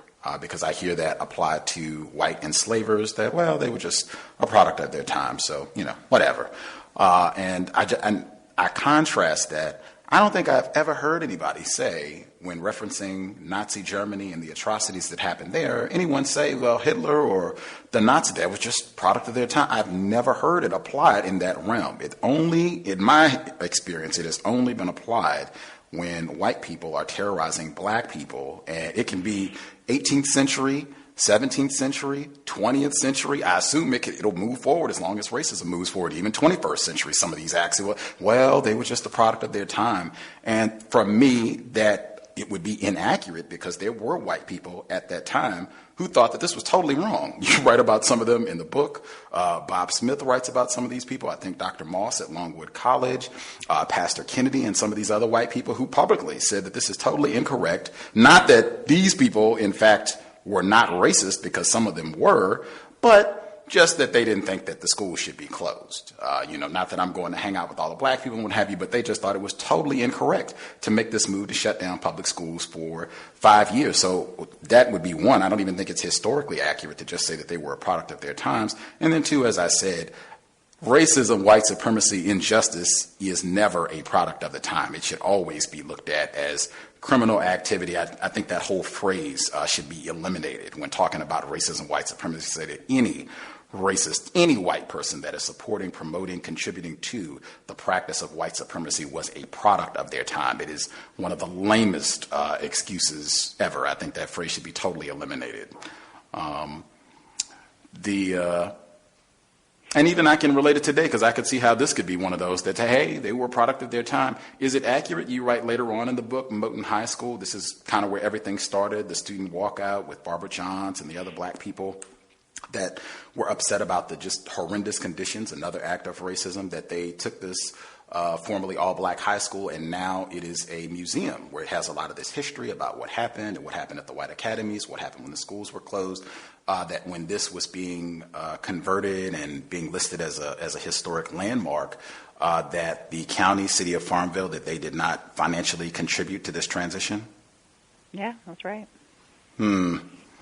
Standard, just I would contrast that sort of thing because I think you said that if you were comparing, like in Birmingham and Selma, other communities other cities where they have these type of civil rights monuments, that the cities generally do invest in these museums and these sites. They realize a value in them, and even some might even say this is a way of some form of penance, of acknowledging wrongdoing by contributing financially to make sure that these institutions are rolling. That did not happen in Farmville, and I would contrast it with what you wrote in Chapter 4, where you say, the days are a blur. I'm reporting a story about how black activists are disappointed that a recently preserved African burial ground near downtown Richmond is being used for dog walking and frisbee tossing instead of quiet reflection. African burial ground for dog walking and frisbee. Museum for the history of racism and school closure in Farmville. We have not one nickel to contribute. That is the type of contrast I would draw. Anything you want to add on that one? I mean, and I don't know exactly what the communities are doing now. I mean, Farmville, the town of Farmville and Prince Edward have both contributed, in some form to Moton, and I'm not up to date on like what each of them is providing today, but certainly it's a valid argument that they have not wholeheartedly embraced the museum. More than embracing the museum, but embrace the role, the importance of their role in funding the museum. So that was disappointing to me, that I didn't feel that they did enough to make the museum a reality. And this is the Moton High School where the walkout happened that led to the Brown case. I mean, I think pivotal in American history, and the building was almost sold out from under the community to Longwood University, where it most certainly would have been demolished. But interestingly, Longwood University has recently given an apology for its failure to act during this time, and and what came along with their apology, which I found meaningful, and a lot of like students who were denied an education found meaningful, was that Longwood, offered to enter a partnership with the museum. I mean, the museum, they fundraised in order to do this really beautiful exhibit. They remodeled the museum to create 5 exhibits that tell the story of what happened in Prince Edward. But I think continuing to do fundraising for operational costs was going to be really challenging for them. And this new relationship with Longwood University will make it much easier for them to find operational funds. They'll have dedicated resources, and they'll be able to share, cost share in things like IT and custodial services and catering services. And I think they'll benefit from the relationship with the university. Perhaps their next director will have faculty status at the college. So I think that that was really meaningful to not just get an apology, but have the apology be accompanied by an offer to partner, and people seem to really appreciate that. We had some people that dialed in who had some quick questions they wanted to ask. Sure. And I just had 2 other quick questions I wanted to get in. I guess the first one, and I guess some of this is because of your marriage, and you talk about that openly in the book, being married to a non-white male. But it seems to suggest a level of quote-unquote progress with regards to eliminating racism, that there are greater numbers of quote-unquote interracial marriages. Like you cite the statistic that there are 15% of the marriages now are quote-unquote interracial, and that you see a lot more offspring that seem to be products of quote-unquote mixed-race marriages, that you see a lot more of that, and that represents some form of progress. Why is that one of the significant barometers for you in the book with regards to working against racism, that you have more of these quote-unquote mixed-race marriages? I don't know if it's a barometer of progress. More, it's just a reality of how this country, the way this country looks, is changing, and that that non-white white babies are already the majority, that non-white non-white children will soon be the majority in this country before long. Non-whites will be the majority in general, and I think that I just think that that's going to change the discussion of race in this country. That whites like the people in my hometown won't have the same authority and power that they once had. But I don't know that I view it necessarily as some huge barometer of progress. I just think it's interesting to note the way that the face of the country is changing.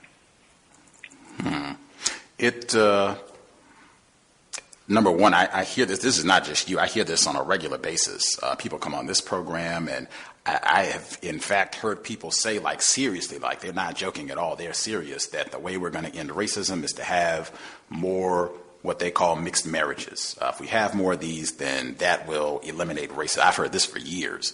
And I do hear people, your book, just the way that it's framed, some of the statistics that you cite at the end and all of that, to me, it very much suggests progress in dealing with this, that it went from Robert Taylor, and we can't have the niggers in classes with white children because they'll be raping white women, to now you can see mixed race couples and it's not, a big deal, and I don't get yelled at, that sort of thing. Sometimes people might ask me, is that your child? Or, is that child adopted? That sort of thing. But progress is being made, and I just find that fascinating, that that's the barometer people use, even if you're saying that wasn't your intention. A lot of people do. That is the barometer that they go to say that there's progress, as opposed to median wealth ranges for black people versus white people, because I clearly do not see any progress there, or graduation rates, or home ownership, or lots of things, lots of other things that people could look at that I do not see people point to and say, yes, we're making progress. It'll just be consistently white people and non-white people having sex, which is not new. That's been happening for centuries under racism. If that were the case, then Thomas Jefferson and Sally Hemings would have solved this thing like centuries ago. We wouldn't even be having this program. This problem would have been solved. That's another form that I think is just... I don't know if that was a choice, though. So, Exactly. And I would submit a lot of those same power dynamics are in play today, but I find that fascinating, and something that I would encourage people to be very alert about when people talk, write, speak as though white people and non-white people having sex is going to solve this problem, or at least is looking like it's making progress towards solving this problem. Well, I think it's more that this is my, it's a framework, because it's part memoir, and that's and my experience.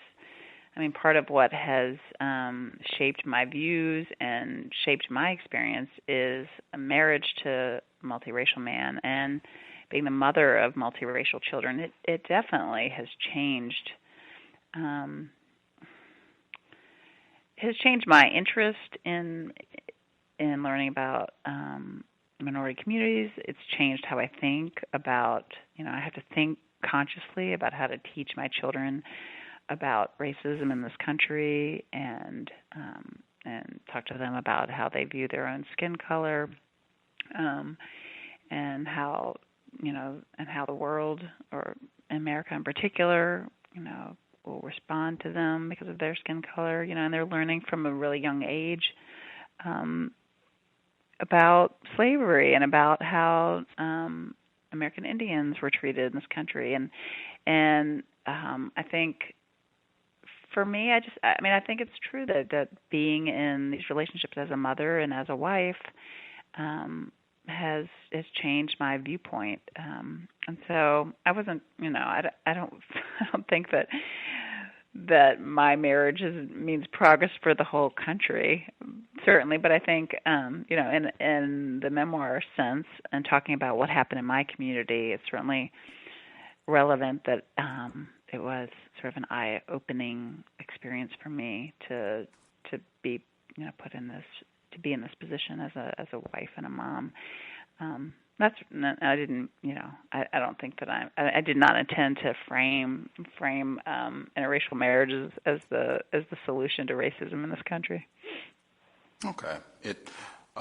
Can you see how someone might get that viewpoint when reading your book, particularly when you talk about in detail the birthday party that you threw for your daughter, rainbow-themed birthday party, where it's emphasized that there are lots of different children hanging out, and your daughter obviously being the product of a quote-unquote interracial marriage, the statistics, as I said, that you cite at the end of the book, do you see how someone could get that impression? I see how you did. Yeah. Okay. Now, do you think I'm the only one? Am I special? Am I unique? Or do you think that some other people could read your book and come to that conclusion? Sure. Okay. Do any of the profits from the book, does that go to any sort of scholarship fund or contributions to the Moton Museum or anything like that from the sale of Something Must Be Done About Prince Edward County? No, well, there are no profits as yet. But I do support Moton Museum, and my husband and I both support Moton Museum, and we are deeply interested in finding other creative ways to support education opportunities in Prince Edward County. Should the book be profitable at some point? So, okay, that is something we're certainly thinking about. Mm-hmm. Let's see. Thomas in New York dialed in. And for the folks that were listening in online, if you had any issues earlier, it should be resolved. I think there was a problem. Should have cleared that up a while ago. But if you had any problems, if you just reload, this is only for people that are listening online. If you just reload the page, it should be working fine. You can hear the program. If you were listening on the phone, then you were fine all along. For Thomas in New York, did you have a question for Kristen Green? Your line should be open.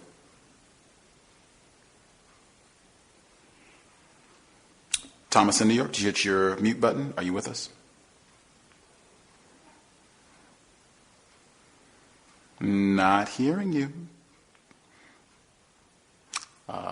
Might be in an environment where you can't speak right now. I will hit our next call and then just come back to you. Ross, did you have a question for Kristen Green? Your line should be open. Ross. Yes, greetings. Can I be heard? Yes, sir. All right, thank you. Hello, Mrs. Green. Greetings to you. And I have one question. Being that you did say that you have non-white children, as a mother, do you ever have discussions with them about racism and how to protect themselves potentially from people that they might come into contact with who might mistreat them due to the fact that they're non-white? Yeah. Oh, thank you for your question and your call tonight. Yeah, we do. We've been talking about it. I don't know that I'm the expert. I definitely think my husband has his own viewpoints on how they should protect themselves. But at this point, so far, it's more been responding to their curiosity about race, and specifically how it's in terms of skin color for them. They're really interested in how all of us, my two girls and my husband and I all have different color skin, and how their skin is different from kids at school. It's more about being curious right now, and they're really proud of the book. And I've explained to them kind of the background of what happened about segregation, and they've been learning about Martin Luther King. And some other basics from the civil rights movement. So it's like teaching them some of the basic history. I don't know how, we haven't gotten that deeply into like how they might protect themselves at this point. I don't know if it's time for that quite yet. I mean, that's something that I'll be thinking about as we move forward. And I definitely, I think, I've written a little bit about this for Racialicious, and I wrote something for NPR about how some people in my family and others, friends and acquaintances, kind of express their viewpoints about how I talk about the kid's race, my husband's race, as if it isn't something that should be discussed, as if like I don't need to call them multiracial. I can just let them be them, and that we shouldn't be talking about race so much. And that's not something that my husband and I agree with, and frankly have found offensive from time to time, where people, I guess these comments make me feel that they think that they know what my husband's lived experience is and what my kids' lived experience is, and they just don't. but I want to leave a lot of space for the kids to kind of figure out how they identify. So I don't want to put too much on them. I want to give them information and then give them space to figure out how much race will be part of their identity.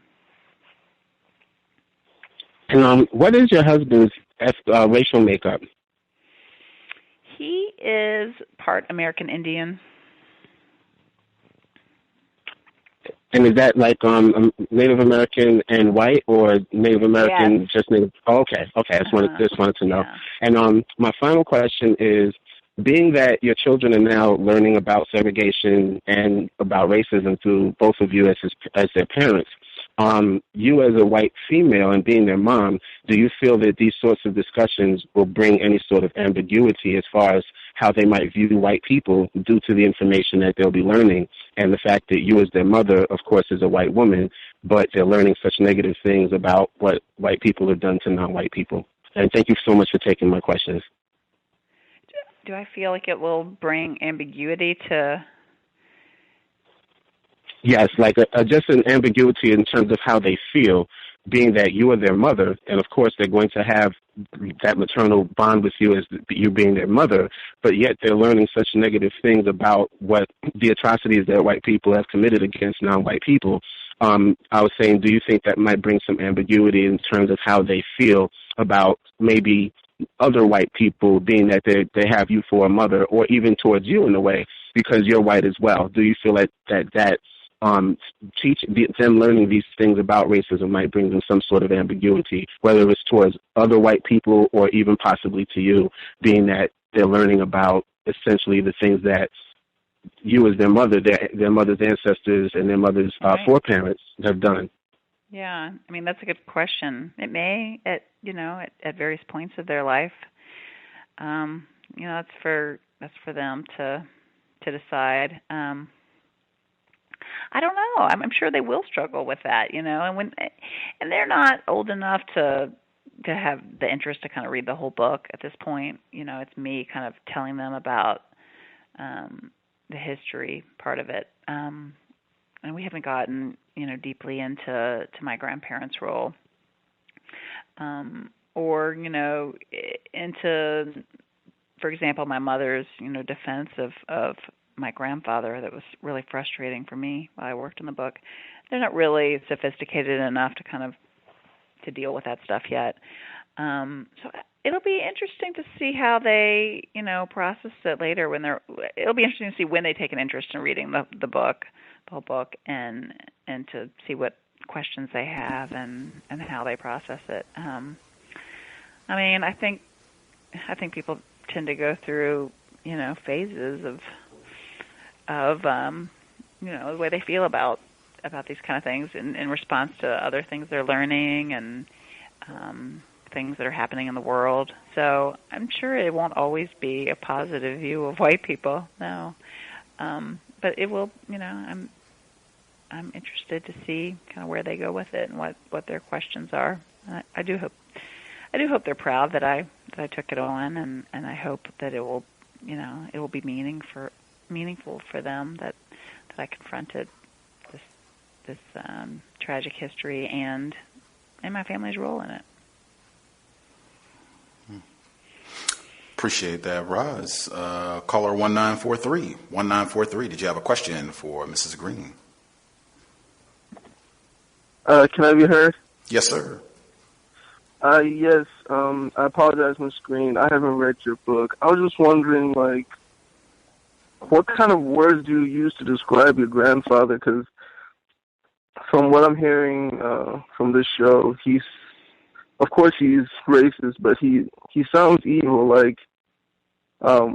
In terms of the relationship with the maid and some of the things that he did against her and her people, and also his deception in terms of not revealing his activities in the segregationist movement. What kind of words do you use to describe your grandfather? Oh, I don't know. I talk about how much I adored him. I talk about, what he meant to me as a grandfather. and what my experiences with him as a child were, and then I talk about the struggles that I had to to try to make sense that the grandfather that I remembered, who was so kind and generous with me, could have withheld so much from Elsie, withheld compassion from her, and could have failed to acknowledge the harm that closing the schools would do, not just to Elsie and her daughter, but to so many people in the Prince Edward County community. I definitely tried to stay away from using too many descriptive adjectives in either direction, but more describe experiences that I had with him, and then sort of describe my own reaction to learning more about how he acted during this period of time that we're discussing, from 54 to 64. So like I said earlier on the show, I mean, I don't really know that much about what drove him. I mean, I can only surmise. I don't have anything in his own words explaining what led him to participate at the level he did, and being a member of the Defenders and an officer of that group, and being very involved with the private academy. Like, I wasn't able to interview him, and he didn't. I'm not aware of him having spoken to media about that. And he didn't talk to the author who wrote the book back in '64. They closed their schools, so I don't really have any firsthand information about what was driving him. I mean, my mom's theory is that he just felt that whites were superior, and he just felt that he was doing what was best for his children. So I don't, I do, I don't know if I put this in the book, but I do use it when people ask me about kind of the turning point for me in the research. It was when I, discovered that there was a long period of time between the Brown decision and the decision to close the schools, that 5-year period. It was about realizing like exactly how long people in Prince Edward had to not do what they ended up doing, to be talked out of doing that, or to come up with some different resolution, right? And so I see the action of closing the schools as an act of evil. But beyond that, I think I stay clear of doing too much, description of personality, and more examples of of things I remember, and examples of how I personally reacted to learning this about him. Thank you. I'm just curious because I think that's something that I've heard on this show, where people sort of say similar things to what you're saying. And I'm just wondering, like, because it doesn't make any sense to me, like, if I was to, I don't know, like, hit one of your children, and it was described in a way that wasn't accurate, it was described in some other form, and the person that was describing it said similar things to what you're saying, sort of like, I couldn't get into the mind of me and all these things. Like, how do you perceive that feels to, like, how would you, sorry, excuse me, I have a cold. How would you feel if somebody was basically portraying things in an inaccurate way, or wasn't describing things fully? And could you put yourself maybe in that position? I mean, would it make people feel better if I had like a string of really negative words to describe him? I don't know. Well, they wouldn't be negative. They would just be accurate. What words do you have in mind? What would make you feel better? Like racist, white supremacist. Maybe, in fact, Another word could even be evil, especially with the close relationship the closeness that he had with the maid and what he did to her. Well, I mean, I think I'm clear in the book that I consider the action of closing the schools to be racist and to be evil, and that and I hold him accountable. And I think I don't know. I feel like it's the show, don't tell kind of. I think it's more effective to say exactly what he did and didn't do. Is more honest to me. That's how I see it. Thank you guys. Thanks for calling. For sure. Our caller in Michigan, did you have a question for Ms. Green? Caller in Michigan? May I be heard? Yes, ma'am. Good evening, Gus, to the callers, listeners, and to your guests. I had two questions. I think I just heard you describe, you said you adored your grandfather. Is that correct? Yes, it is. Mm-hmm. Can you just share with us what you actually adored about him? That's my first question. Well, I don't know. I think most people adore their grandparents, but they were doting and loving. They had us to their house all the time, and I sat with him on his lap as he, read to me, and we had, I sat around the dinner table having meals with him, and he would drive me out to his farm and in his truck, and while he did chores on his farm and spend time with me. I mean, I don't think it's anything really, beyond the usual granddaughter-grandfather relationship, but because we lived really close to them, I saw them a lot, and that physical closeness just brought a real emotional closeness too. I mean, they were doting grandparents, and I didn't know any of this stuff as a kid, and it took me actually leaving Virginia to learn about most of it. So you would say as a child you adored him, but as the person who you are today, do you still would you say you adored him still to this day? When I think of adore, or the definition, in my opinion, it's like love, respect, worship, just kind of honor in a certain kind of way. Right. And hearing of, just his actions and things like that. And I know you're family, but I'm just wondering, is that the same sentiment do you feel as an adult? It's complicated. I mean, I love my childhood memories of him, but I certainly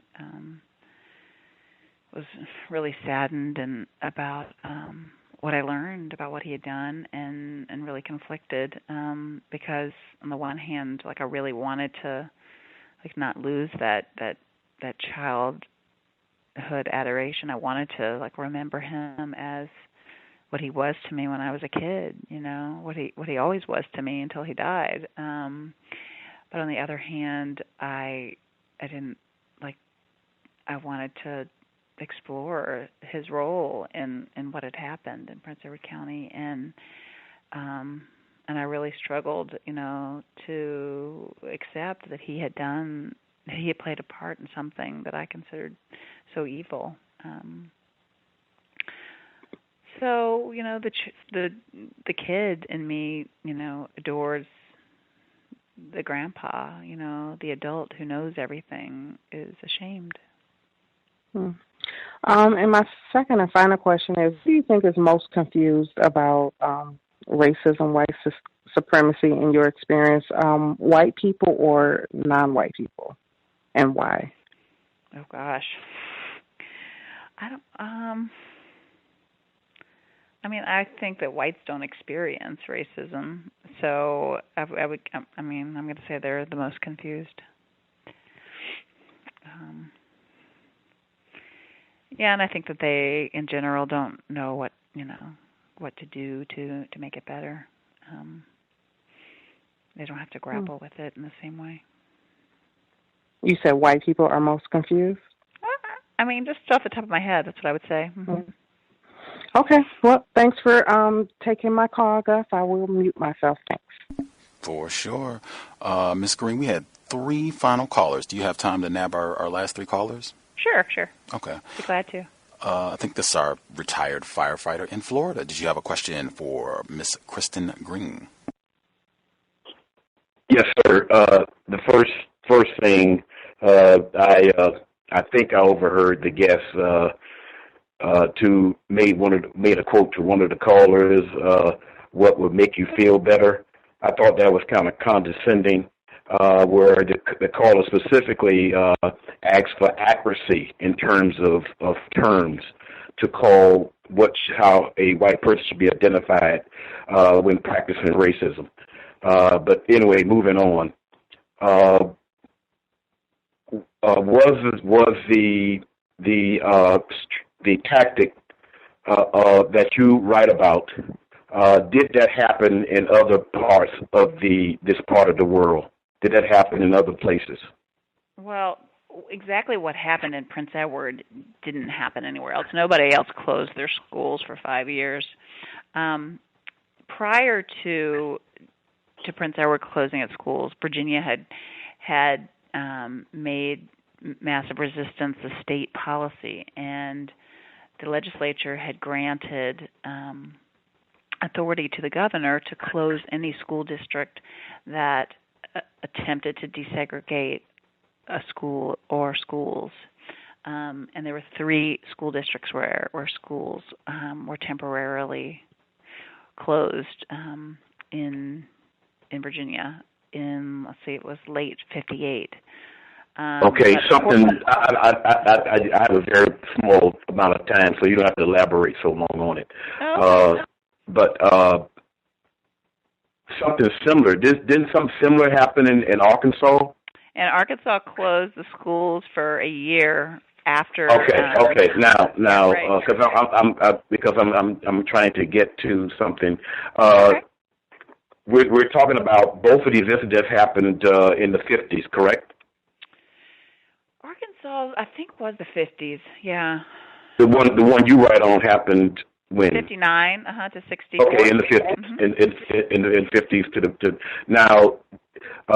My last question is drawing the parallel on what is happening in 2016, and what I'm stating is all across this part of the world, there are public school districts that are privatizing right. public institutions.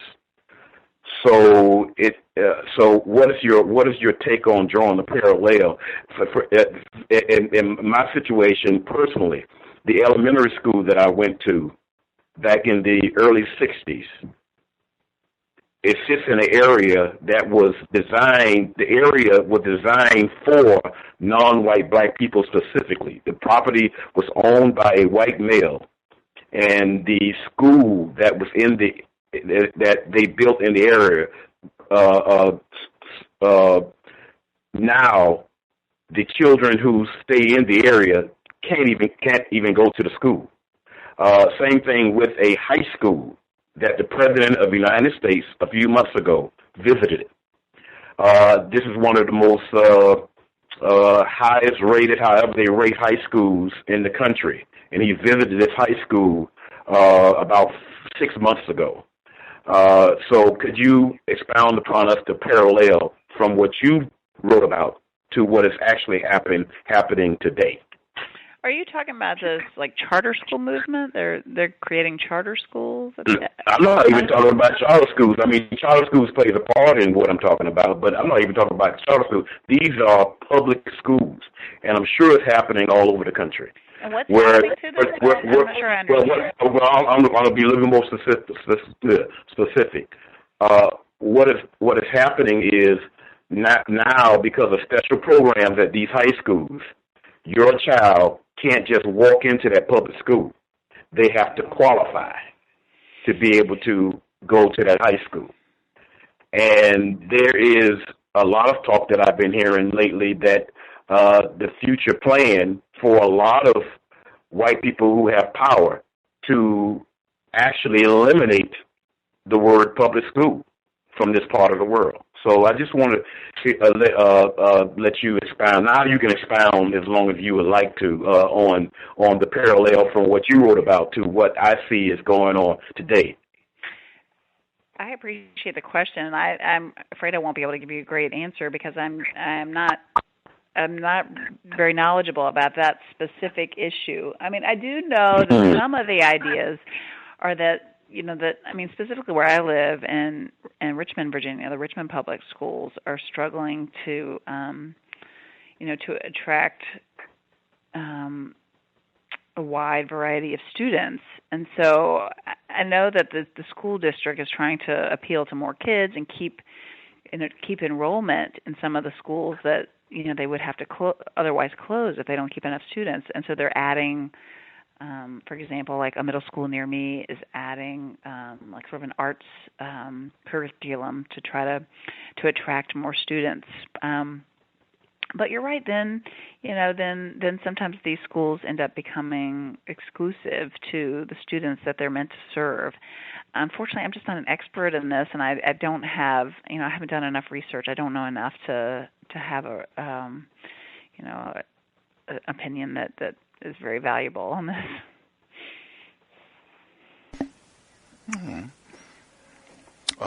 Appreciate that, retired firefighter. Our caller in Canada, did you have a question for Ms. Green?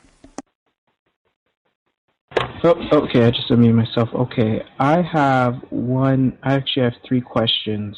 The first one's, what's the racial makeup of the area, of the town? I think now it's closer to like 65, like 60, 65 white and like 30 black, and then there's like 5% other, now.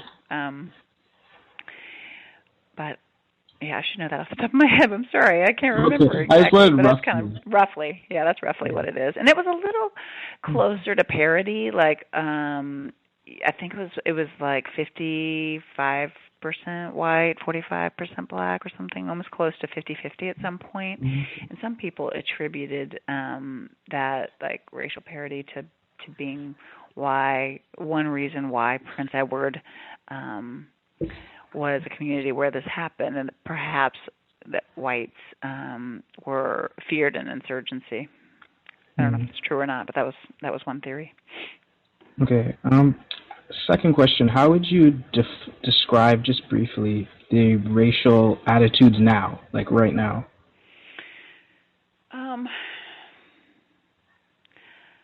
I think things are better because there is more interaction between whites and blacks than there historically was. Growing up as a white person there, I really didn't have opportunities because I didn't go to the public schools, I didn't have opportunities to mingle with people of color. And now there's a really, well-funded public library where whites and blacks can sit side by side at computers. There's a YMCA where whites and blacks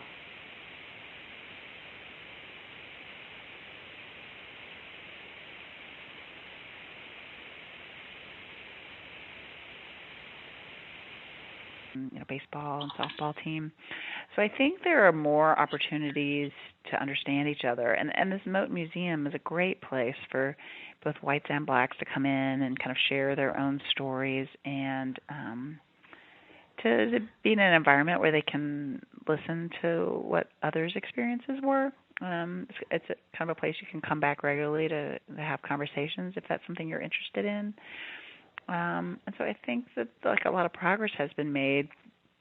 However, I've been, really saddened by the denial of the history by a number of people that I knew as a child growing up there. The unwillingness to confront this history, the desire to push this history under the rug, to keep it there, and so that's probably been one of the just saddest things about writing this book is realizing that there are many people in the town who still in the community that still don't want to acknowledge what happened there and the extent of the harm it caused.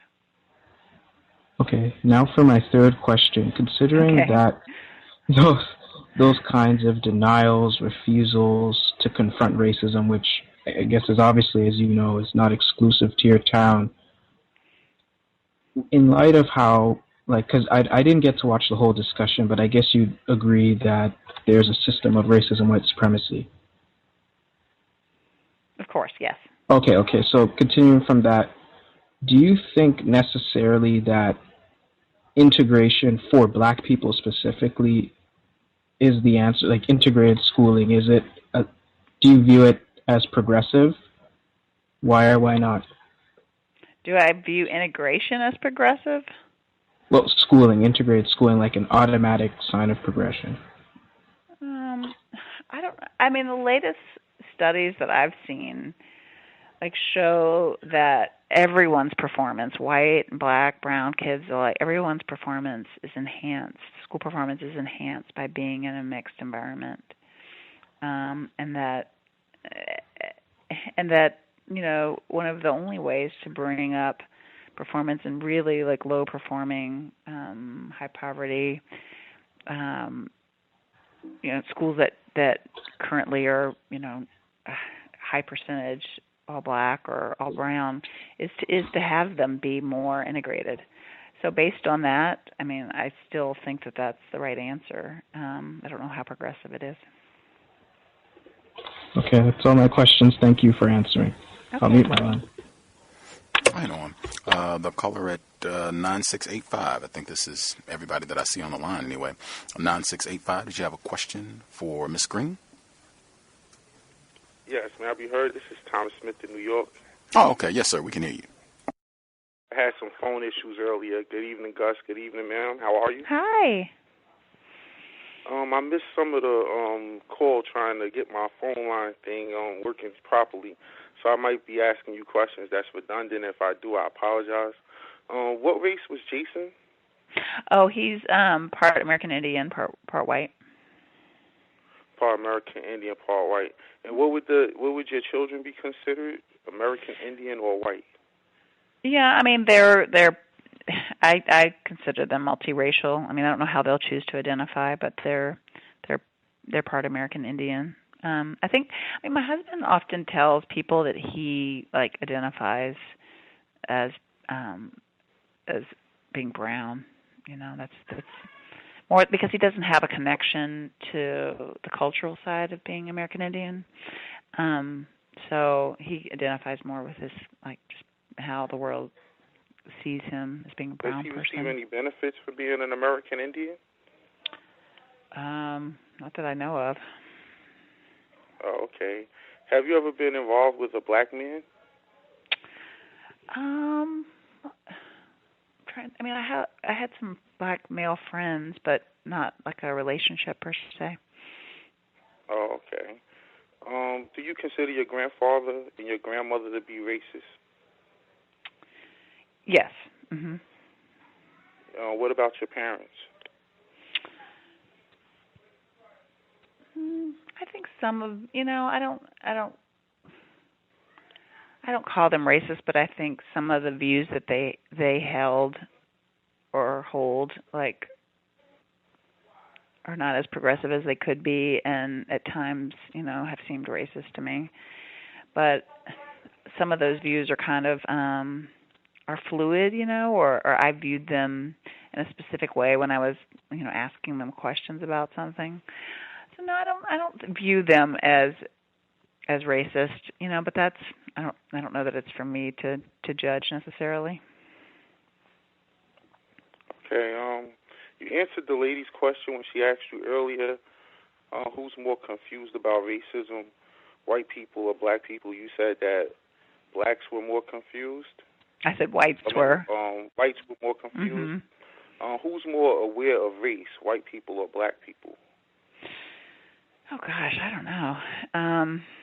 Aware of what part of it? I don't know. It's kind of a complex question for me to just jump right into. I don't. Who's more aware of the other races of people in their surroundings, white people or black people?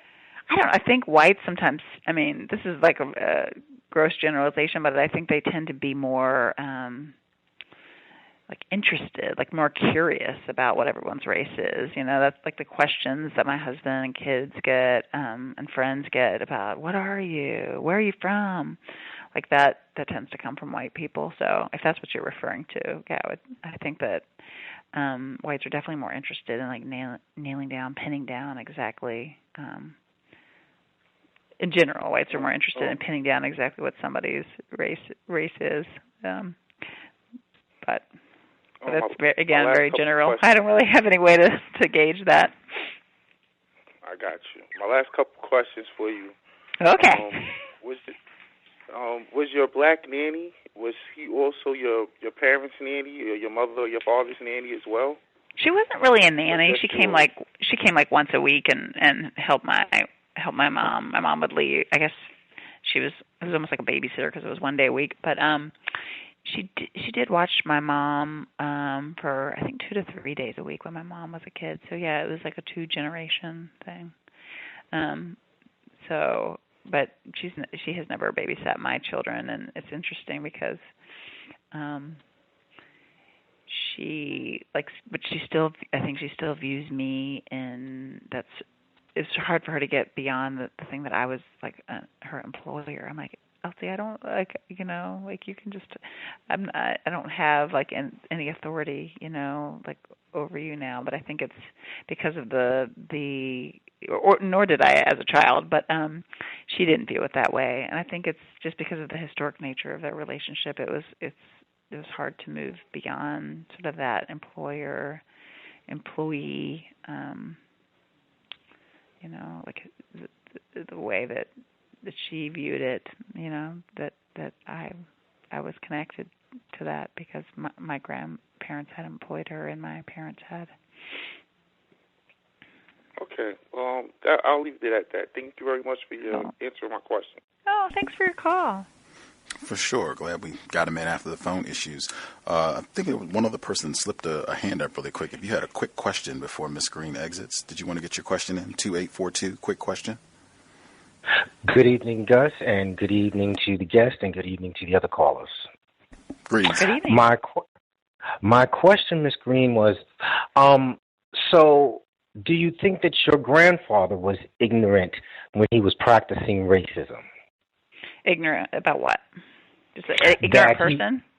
That he was being a racist white supremacist.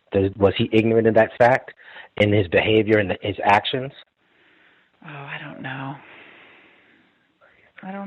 I mean, I don't think that was like a part of the discussion, around the table. I think he probably just did what he thought was right for his community and for his kids, I mean, in the hindsight of history, we can look back and say that's what was happening, sure.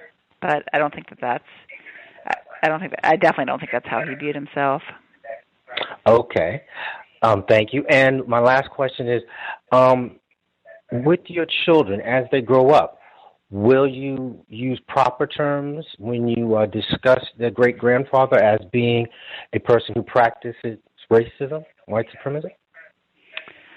I mean, I haven't thought about the white supremacy term as much as you guys have, and so maybe that is something that should, be more a part of my lexicon, but definitely, I think I will use the term racism for sure to describe the action that he and other white leaders in our community took against black children.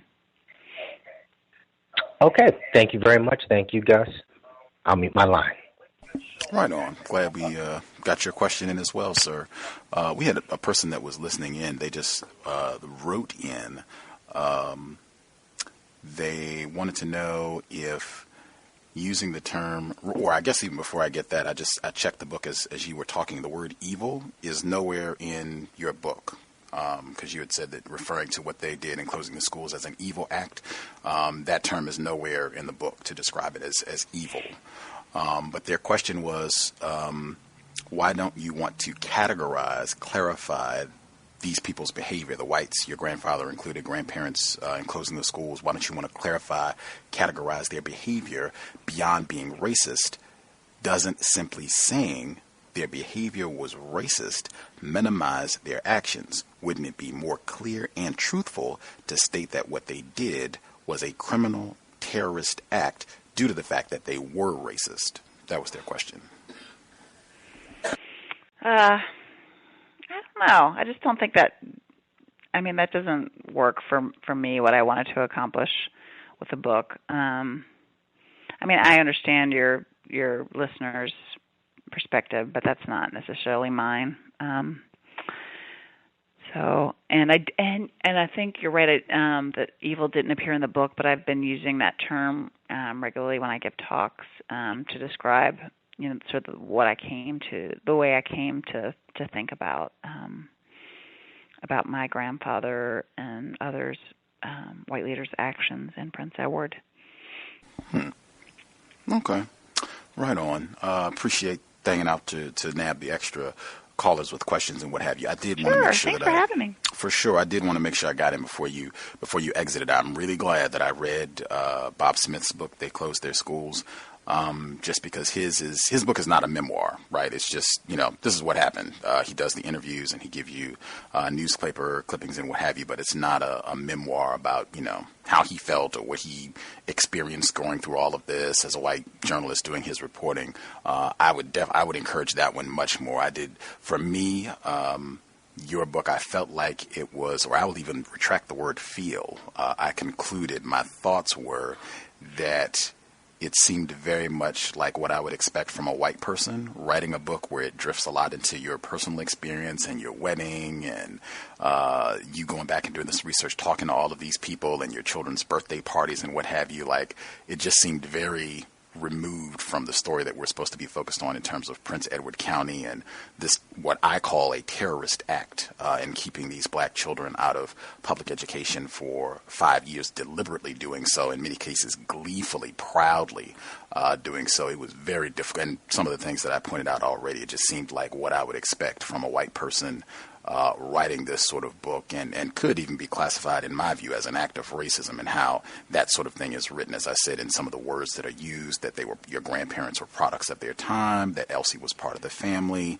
and even, as I said, in terms of it giving the impression that progress is being made with quote-unquote interracial relationships, or white people and non-white people hanging together more. That is definitely a major conclusion I had in reading the book, and even some of the people that knew you were coming on the program who started reading it, they had a similar feeling in reading the book. It reminded them of The Help, as I said, in certain portions. But I definitely wanted to make sure I got that in, to make sure people didn't think I was going to wait and try and say that when you were going to say that to you directly. It is not a book I would recommend in terms of giving accurate, honest information about racism, white supremacy. I think it is greatly lacking in doing that, being as accurate as possible with words and describing what happened. And I think that's the case for a lot of white people who write about these incidents. And I can even expect that, because you're not just writing about white strangers, you're writing about your white family members and their role in this. So I would expect that to be a major problem, to be as accurate as possible in really indicting what your grandparents did. But I appreciate your opinion. Thank you. For sure. Journalist, author, Kristen Green. We'll be talking about her book, Something Must Be Done, about Prince Edward County. Grand to have you on the program, and appreciate you sharing a bit of your Wednesday evening with us. Thank you kindly, and we will keep a lookout for your future projects. Okay. Take care. You too. Context of White Supremacy. Folks have any comments they want to make sure that they get in before we wrap up, I'll make time to do so. Even that at the end, love it. Appreciate your opinion. But I definitely would encourage, if you want to get more information about what happened in Prince Edward County, which is, in my opinion, it is incredible.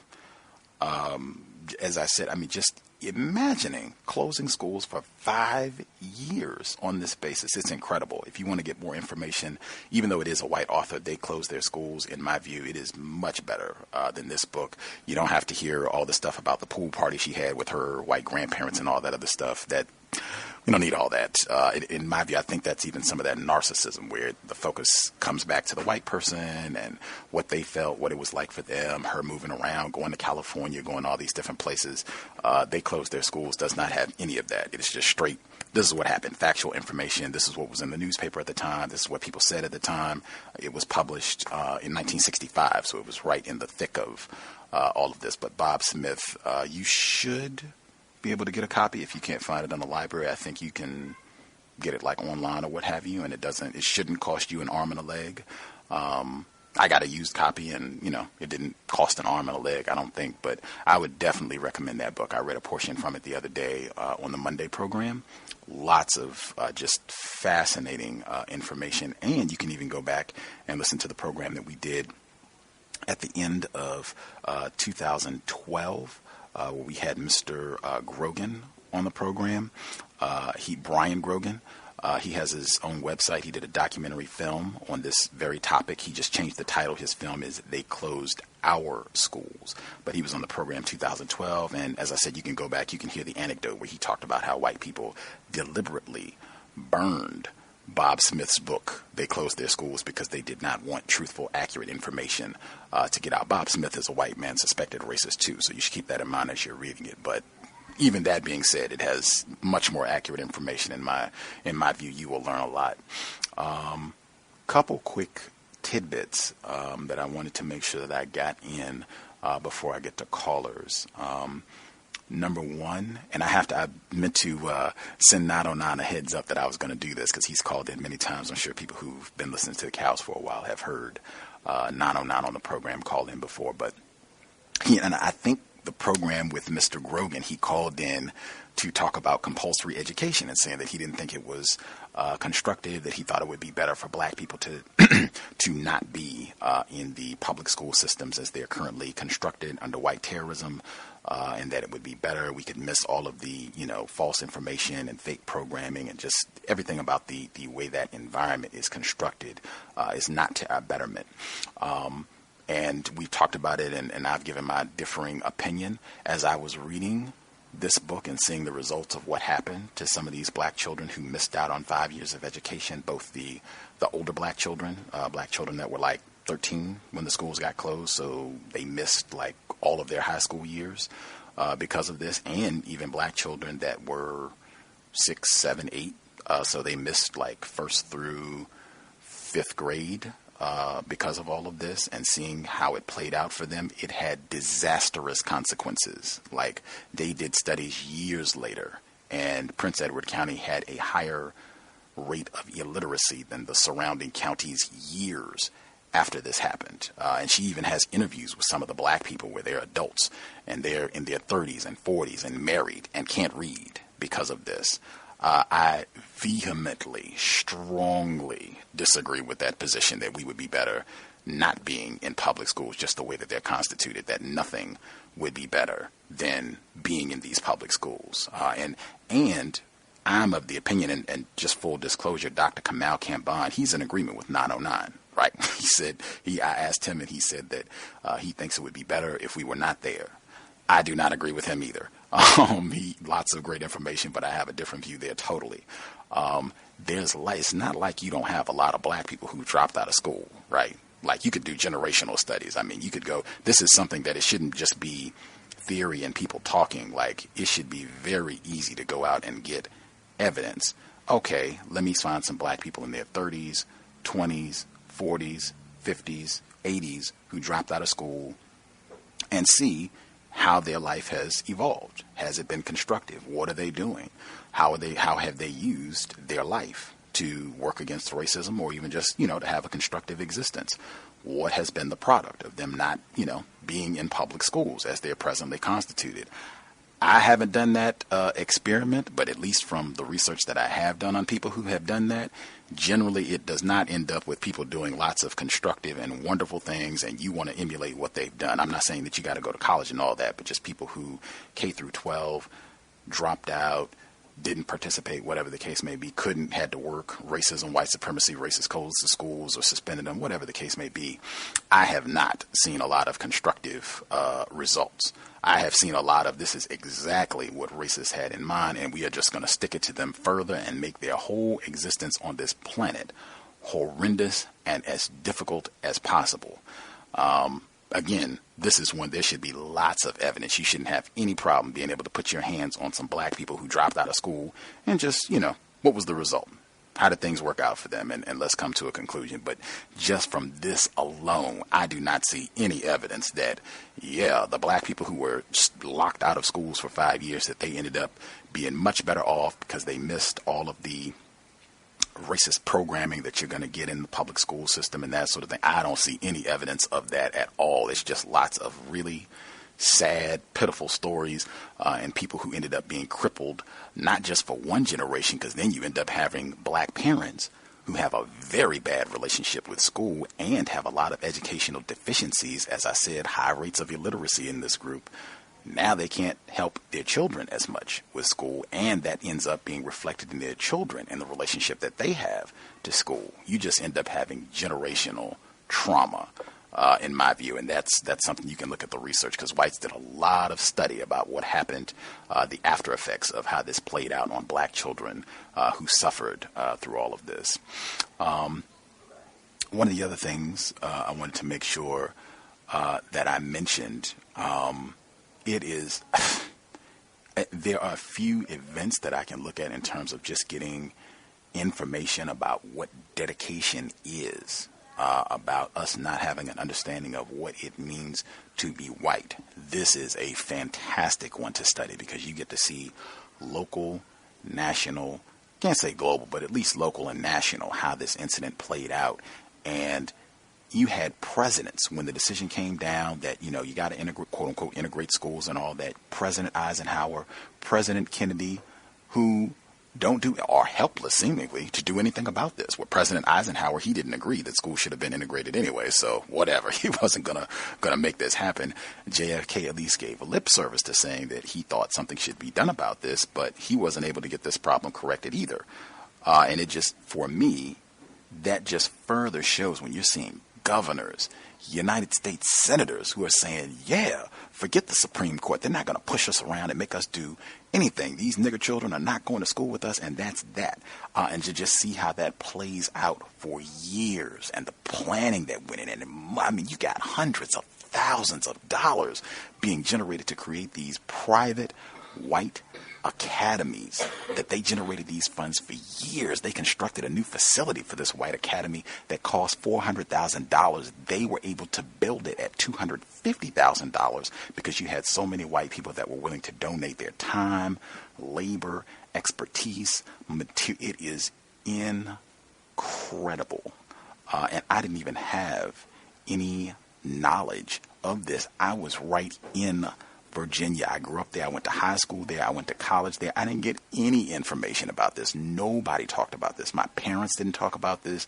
Teachers didn't talk about this. The place where this happened, Farmville, Prince Edward County, it was like 45 minutes drive from my hometown. Maybe not even 45 minutes. I went there, hung out there, the whole nine. Never heard anything about it. That goes back when we were talking before about the importance of talking about racism. And as I said, just talk about things that happen in your area. If you're in Virginia, there's tons of things you can be talking about. Just state history. You can go take a little drive, take little trips, and get all kinds of information. You can tour these sites and learn tons about racism. Same thing if you're in Arkansas, if you're in New York, if you're in Florida. It's all kinds of things that have happened in these areas. You should have an A in racism, white supremacy on a city, state level, and that is one of the main ways that you can use to teach your children about racism. It should be total, I can't even say incorrectness. It should be beyond unacceptable. If you are a child born in Virginia, a black child born in Virginia, and you don't know about this, it should be totally unacceptable. You are a black child, you're born in Mississippi, you don't know Fannie Lou Hamer. You don't know Medgar Evers. Totally unacceptable. Just use things that happen right in your area to teach your children about racism.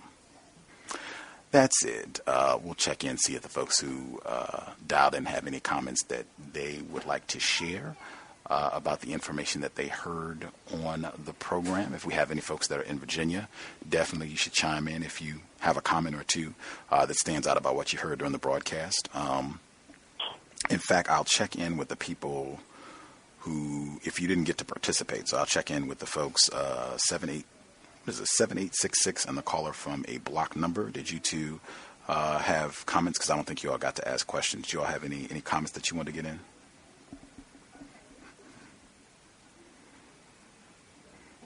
Caller, last four digits, 7866, and the person that dialed in from a block number. Did you all have comments you wanted to get in? Yeah, can I be heard? Yes, there we go. 909 is, they're on cue, right on, so he can give us rebuttal. No, I knew I called in for a reason, but not just joking. But I was curious on the curriculum of the school. Like, was it do you know like where they stood in the state? You know, I was just curious what I was going to ask her, but you guys are running out of time.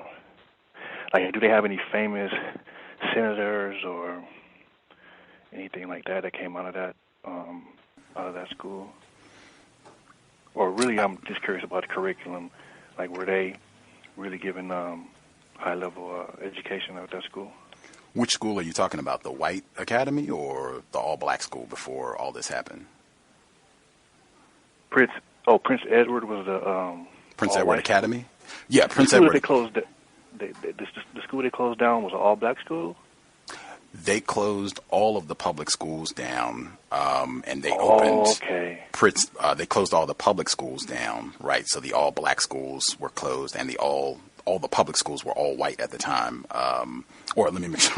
So they had separate schools for white and black public schools. They closed all of those in 1959 through 1964, but they opened a private white academy, Prince Edward Academy, in 1959 that was exclusively for the white children. The black students didn't get anything for those 5 years, but the white children had Prince Edward Academy, and that just stayed open even after they opened public schools back up in 1964. They kept Prince Edward Academy open. It's still open today. It's just under a different name. Oh, okay, I got you. Wow, yeah. I agree, man. Like, that's extraordinary, you know what I'm saying? And it basically, like, their premise was based on a lie. Is that a fact? Like, they were trying to say, like, it was because of, like, rape issues and things like that. Like, their whole premise was basically based on a lie. That was a part of it, that, you know, black children were going to rape white children, and there would be amalgamation, miscegenation. I mean, that's standard racist rhetoric, but the way that they tried to couch it, like the main newspaper in Farmville at that time was the Farmville Herald. It was ran by a white man, Senator Byrd, who was former governor of Virginia, was U.S. senator at the time, and other whites who were in powerful positions, and the white people like her grandfather.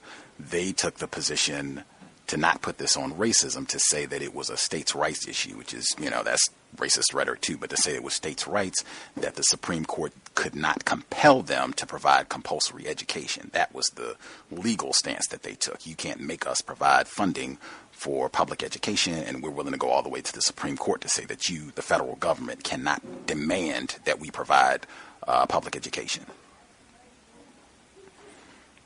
Wow, okay, deep. Yeah, that was extra. Whew, man.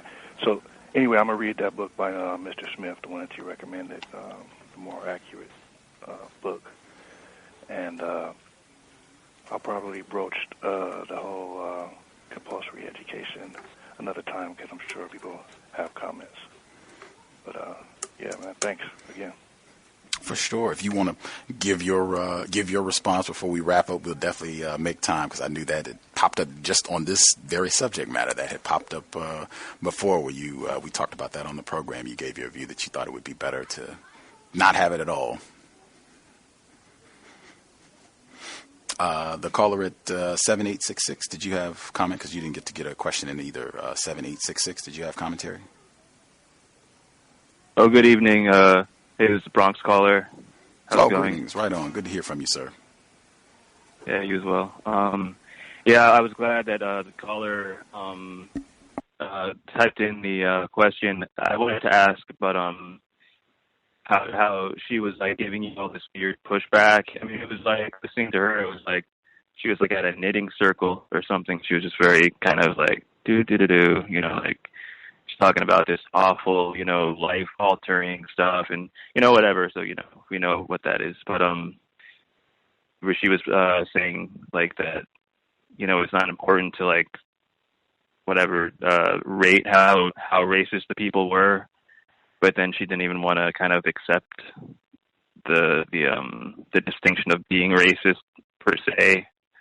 I don't know, but I wanted to ask her if she ever made fun of her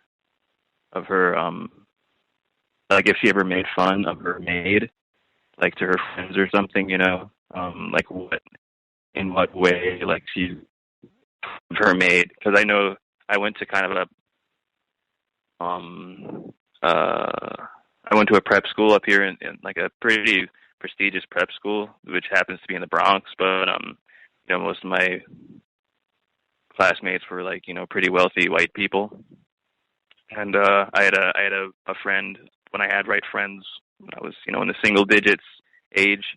I had a friend who like he had a maid who was from the West Indies. She had accents like my grandparents, and he used to make fun of her when she wasn't around, but she really doted on him, and she really treated him like a family member, and she really treated him like like not just with respect, but she treated him like she really liked him, but he would like make fun of her and stuff. So I just wanted to ask her that. Yeah. Wow.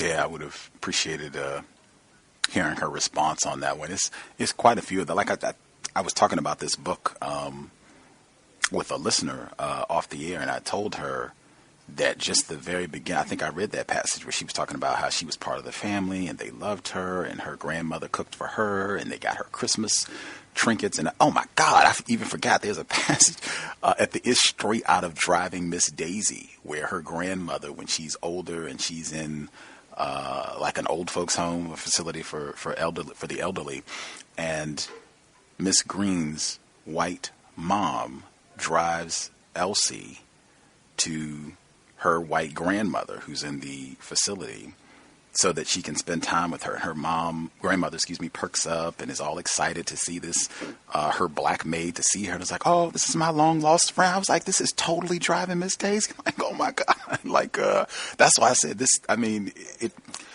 the same racist rhetoric and the same racist nonsense that you get typically where it gets minimized in terms of this enormous act of terrorism. In my view, even treason, it would be accurate to call what they did. It just gets minimized, and we end with, hey, everything is better. White people and non-white people are having sex. The maid ended up coming to see my grandmother as she was about to pass away, and all they needed was the scene where Morgan Freeman feeds the white woman sweet potato pie or pumpkin pie as the credits come. That's all we needed. It's like, man, this is the same racist tripe I'm accustomed to seeing.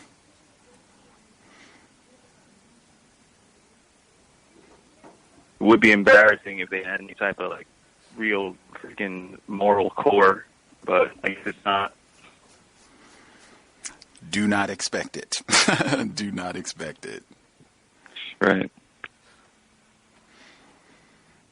Right on. If the other, I think we nabbed the folks 909 and our caller in Brooklyn who didn't get to ask a question, but the other folks who dialed in who had a hand up, you all should be here as well if you had any comments you wanted to make sure you got in. Yes. Can I be heard? Yes, sir. Yes. On the conversation about the non-white black woman that worked in her home, that kind of like is close to me because my mother, for a long period of time, to finance herself and her children, worked in a white family's home. They called it day work, That was a popular name for it. Day work from Monday to Friday. And I never met the children, the white children that were in the house. Only thing I did know that they were in and around my age. But the only time that we would hear from them, every now and then one of these white people would call our home, and it obviously it would not be an adult. It would be a quote unquote child, and they would ask for my mother and call her by her first name, which, in my opinion, is a level of disrespect, being disrespectful in that light that I never forget. So I'm pretty sure your guest had the same relationship with her the black female that worked in the home, and I saw a little bit of it tonight. Am I crazy? Or like I mentioned before, when it was my chance to speak, I noticed from a caller that came before me when he was mentioning to her about accuracy in defining acts of racism, and she made the comment. Well, what would make you happy, or something like that? Which I thought was very condescending. The real slick way that white people say in order to kind of like be insultive, or be in a joking type of tacky manner is what I'm saying. That was attacking this incident that I observed, and and the whole idea about what I notice about white people who write or speak on racism, they're very soft on articulation of words to define it to its most razor sharp level. And I think and it's evidence to me that that's done on purpose. That's done on purpose from that standpoint. And in turn, that if it's done on purpose, it's also an act of racism that the white person is practicing, because they want to keep the lid of racism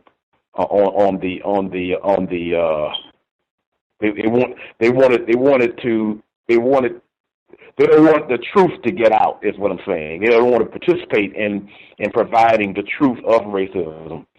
And so the whole idea in practice, and I think in my opinion, it's a conscious one to kind of like spray perfume on the stench as much as possible.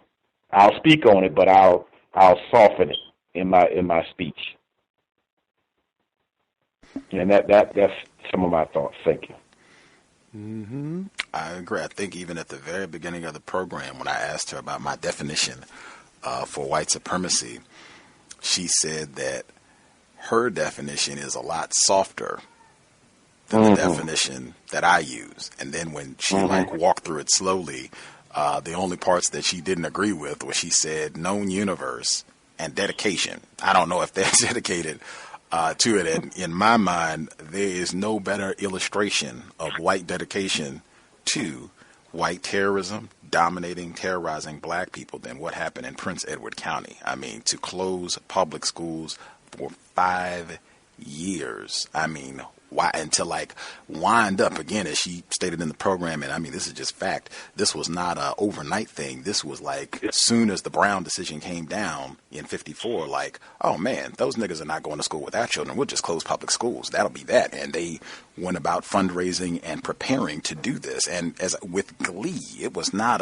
oh man, this is terrible. It was whatever. We're done with public schools. We'll just be moving forward, and that'll be that. And we dare you to make us fund public schools. That was pretty much the attitude that was widely expressed, and not just in Prince Edward County. This went all the way, as I said, Senator Byrd and the governor at the time. Large numbers of white people right on, show them, do it. And her intent on writing the book is very incorrect because it has no parallel on what's happening today. I think if you're very serious about in your writing about something that actually did happen, if there's some parallel to what's going on in the past to now, then you should include that. And even if it's not in the book, when you're talking to other people about your book, to have knowledge and understanding of that. So that kind of like tells me that she's not very serious about that. There's a public school that I'm talking about. There's a high school that if I was still growing up in the area, if I was still in the area where I grew up at, I can walk to this place. Matter of fact, I coached there last football season where the president, Mr. Obama, visited that school.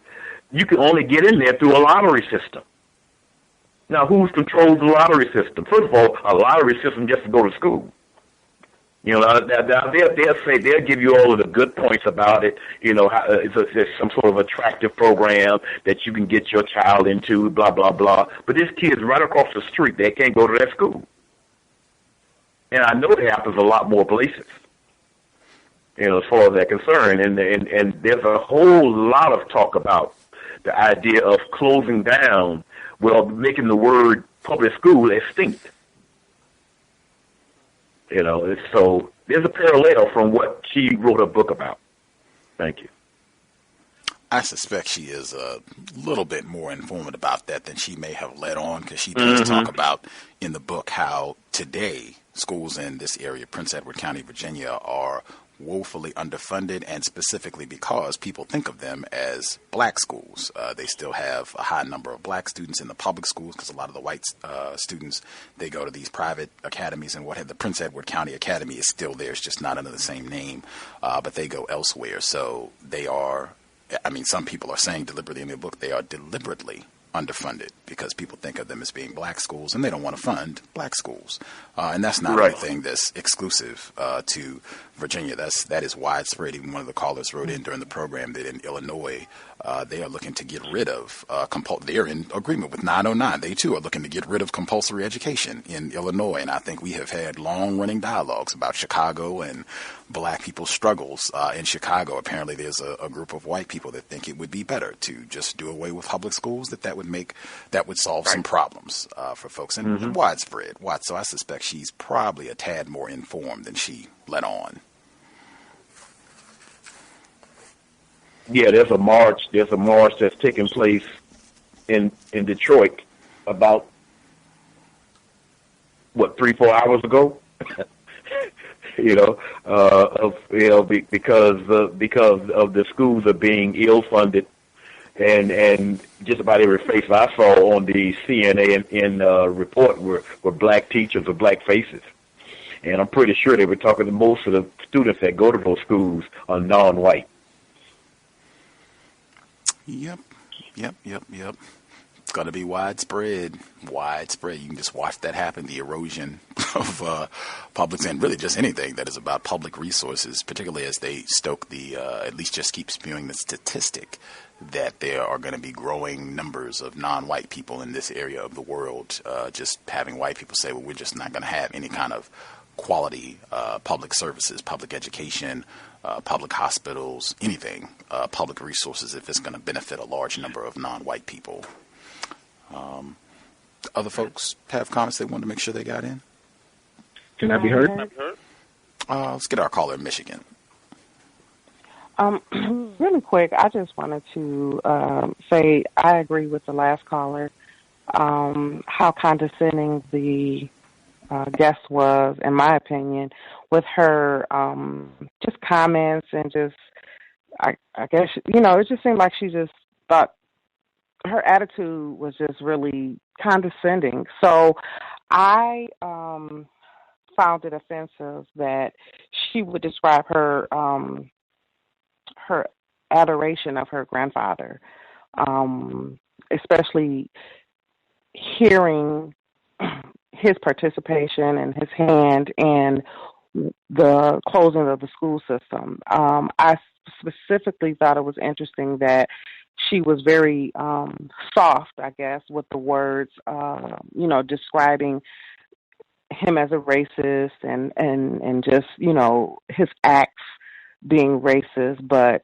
she was very clear and accurate, I guess, with describing her adoration of her grandfather. So just hearing these white guests more and more for me is proof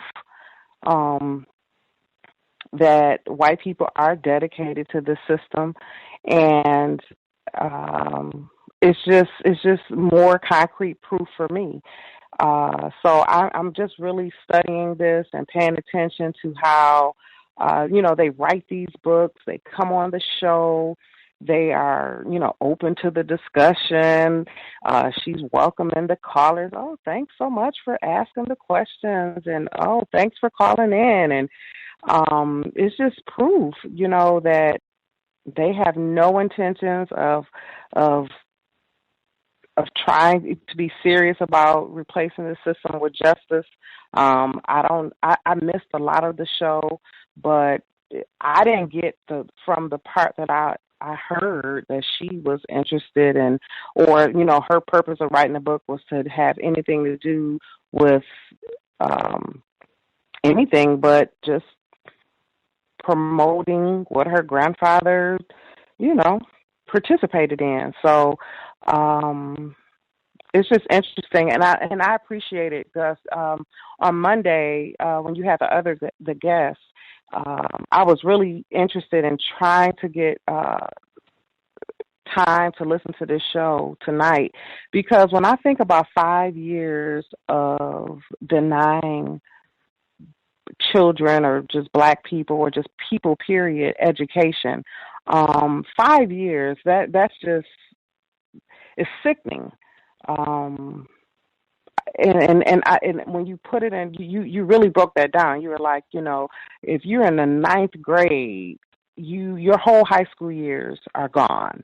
If you're in the 5th grade, I mean, when you just really painted a clear visual image of that, and it's just amazing to me to hear her adore this person. So, and again, she felt that white people were most confused, which is a complete.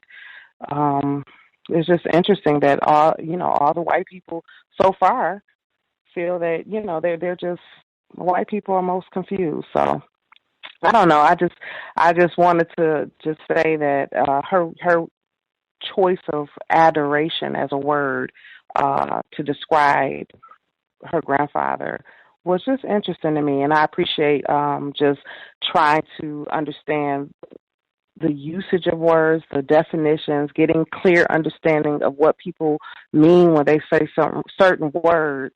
It really helps me understand things better. So thank you, and I'll mute my line. Right on, right on. That product of their time is another one, because she said that in the book. I thought it was important because she said on the program what they did was evil, but that's nowhere in the book. If you read it, nobody is classified as being evil for what they did, her grandparents or any of these other white people who did this. But she does say that her grandparents, that they are a product of their time in doing all of this. And I've never heard anybody say, well, Adolf Hitler was just a product of his time. So, we can't judge him too tough for what he did or any of the other Nazis. That's just, hey, that was popular back in the 1930s, I've only hear that applied to black people and the terrorism that white people dump on us perpetually, hourly. Other folks have comments they want to make sure they get in? Can I be heard? I had a quick one. Go ahead. Go ahead, Thomas. Right on. Oh, no problem. Thank you. I hate that these things happen, but I love these type of stories because they really point out how the system works. Lala Katrina, you did a show about this years ago, and I always have used this as an example. They shut the school system down for 5 years, and look it up. And it's always been a really good example. The Detroit schools, utterly racist. I think the firefighter touched on that. Gus, you do excellent research. When you brought up the doggy park, but there's no money to fund the museum, that was just excellent. You're always right on with that. And I just wanted to say, when I was looking at the news today, and this whole week, but when I saw that this was about Prince George, the schools, it's kind of like what's going on in Flint in a way. I mean, it's very similar to me. I get a lot of correlations. I mean, for 3-4 years, these people have been drinking leaded water, just terrible. And I'll mute my line, and thank you. Roz, you were going to comment? Yes. I was going to say, in reference to the female caller before Thomas in New York, I agree that description you gave on last Monday, in regards to the cumulative effect of this racist, terroristic behavior on these American African children was just staggering to me, and it gave me a lot of pause for thought. And there was a quote that said, why kill you when I can just not educate you and get the same results? And that quote really just speaks volumes to exactly what you said. I totally, I agree with you in the sense that I think at least some semblance of education is better than none, because at least with even a small amount of education, you can try and educate yourself in some form or fashion. Whereas if you get nothing at all, you have no options whatsoever. So, I can see why other people would take the other stance that they prefer no schooling whatsoever if it has to be a public school. But I just take the same stance as you do, just for that reason. I actually knew someone who was pushed through school and didn't know how to read at all, and his life was not good at all. So trust me, it's not good. So beyond that, in reference to tonight's guest, wow, she was just a special kind of racist to me. Actually, I found listening to you and her dialogue, I found that so fascinating. Originally, I wasn't going to ask any questions at all. I was going to wait to just comment. And then when she discussed her children, that's what made me ask those questions, because from listening to her on the show, and that's one thing I like about you having white guests, is that we get to see such an array of white personalities and how racism expresses itself uniquely in different white people. So you can kind of take an assessment when you come in contact with different types of white people, how they express their racism, white supremacy. And I just found her to be a really special kind of racist. She was very deceptive. She didn't really answer your questions. And I just think her condescension was just really, I was just like, wow, she is so white right now. And for her to be telling the story that she was telling, and to be so cold and detached, really just gave me the impression like she just had such a reptilian detachment from what she was discussing, almost like she was a spectator. And I think the book was more about her memoir than it was actually about the actual incident. And I think the incident was actually a backstory to her life story, and that's probably why it read how it did. And I'm not going to give her a dime by buying her book or even give her an iota of my life force to sit and read it. I just think from what I heard, I got enough from what you discussed. And when she was talking about the maid and how the maid would refer to her as if she was an adult, with the respect of an adult, even when she was a child, just made me think of how abused our women were when they worked in these houses for white people. It made me think, did her grandfather potentially sexually assault her at some point? Because that was a big thing when you had black women working in your house. Also, the fact that she just sensed the potential brutality she could experience if she didn't kowtow and bow her head and do whatever they wanted her to do. And that's why she treated her like she did. And it kind of reminded me of when my mom first moved to this country from the Caribbean. That was actually the first job she had, was working in someone's house as a home attendant, nursing home attendant. And when she worked, the first woman she went to work for was an elderly, racist, white supremacist, bedridden, and the bed, my mother told me, was full of urine and feces. And when she saw my mother, she basically looked at her, sneered, and said, "You?" Like basically, I didn't ask for no nigga to come in my house, and basically that was the look she gave my mother. So my mother got very agitated, immediately said, "Oh, well, I don't want to be here either. I will not stay any place that I'm not wanted." And she called her boss and told her, "I'm leaving. You better get someone else to get here. And I'm not staying to wait for them to come. I refuse to sit in an environment where I'm being abused and disrespected."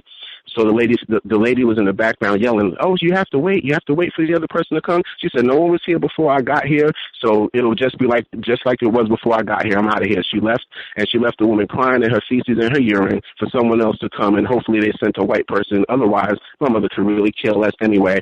And that was literally like the first job she got when she came to this country, and that was her very first experience. And coming from a country where it was ruled by black people, and run by black people, I wouldn't say ruled by black people, but run by black people, essentially that was her first acute experience with racism, white supremacy, and it kind of reminded me of that just listening to that story. And then her acute racism also came, and I thought about the doozy that her children and her husband must have with her, if they're conscious enough to really have any semblance or understanding of racism, white supremacy, how she could actually say that, and she said it, and actually she snickered while she was talking. She talked about actually those Confederate statues, taking them and putting them in a museum for posterity, and she thought that was a constructive thing to do. And I said, yeah, that sounds like a racist white supremacist basically celebrating racism. And then when she went around and talked about her doting grandfather, it was another celebration of living terrorism in the form of her grandfather. So all of that just leads me to say she is one of the most refined and repugnant racist white supremacists I've ever talked to, and keep bringing the white people on because they just give me a lot of insight into how these personalities manifest themselves, so that when you encounter these people in life, you're not fooled by the nonsense they put forward. And I'll mute my line there. Thank you so much. Yep. Be prepared. Be prepared. Other folks, did we miss anybody who had a hand up, who had comments they wanted to make sure they got in? Gus, can I share something real quick? Yes, sir. This conversation about education. I think, I read the article that you had on Facebook about Dr. Welsing and sort of the school and her passing away and her stress and whatnot. And I actually go to Howard University, so I actually travel on Georgia Avenue or like 16th Street. And when I read the article, it was just like astounding because that area where Dr. Welsing lived and where it's like a Jewish community. It's like a few blocks. There's like a community center. There's even like an elementary school, and across the street on 16th Street there is a synagogue. And so it was so surreal when I read the article, because during when the whole Black Lives Matter thing was really in motion, there would be people there, these Jewish people with signs with like Black Lives Matter and all of this stuff, and just to read the article and realize, well, these people, were major contributors to Dr. Welsing's death and her basically just general like sensational levels of stress and whatnot. It was just incredible how they can. It was just interesting, even today's conversation about how they can use like education and even religion is such a great weapon when they have these signs up saying Black Lives Matter, but they're actually killing someone that's Black and so important to many Black people. Thank you, and I'll mute my line. Absolutely. That is a key component in all of this, the religion of white supremacy. When they closed the public schools and they opened up the private academy for whites, they needed space, right? They couldn't use the public school facilities, so they turned to a lot of churches to hold classes until they got an independent building constructed a couple years later in the early 60s for the high school students and all that. They got that down the road, but initially in 1959 they were using a lot of white churches to have these private white academies for the little white children to attend. So the religion of white supremacy was also a key role in what took place in Prince Edward County. And even there were demonstrations in 1963. The black students were demonstrating. They were upset. They were boycotting white businesses and saying, we're not going to spend any money here. Outstanding black self-respect. They went to a white church and they were just going to sing. They were peaceful just outside this white church on a Sunday, marching, singing songs, hymns, and the white patrons at the church called the police and had them arrested on the grounds of the church. This is infamous. They have photographs of this and all that. Unfortunately, they had some, reconciliation ceremony a few years ago, like the 50-year anniversary of all that, and invited the black people to the white church and apologized, and tackiness ensued. But yeah, the religion of white supremacy was key in all of this playing out as well. The caller in Canada, did you have a comment you wanted to make sure you got in? I was just troubled because I didn't get to listen to the whole entire discussion, unfortunately, this time.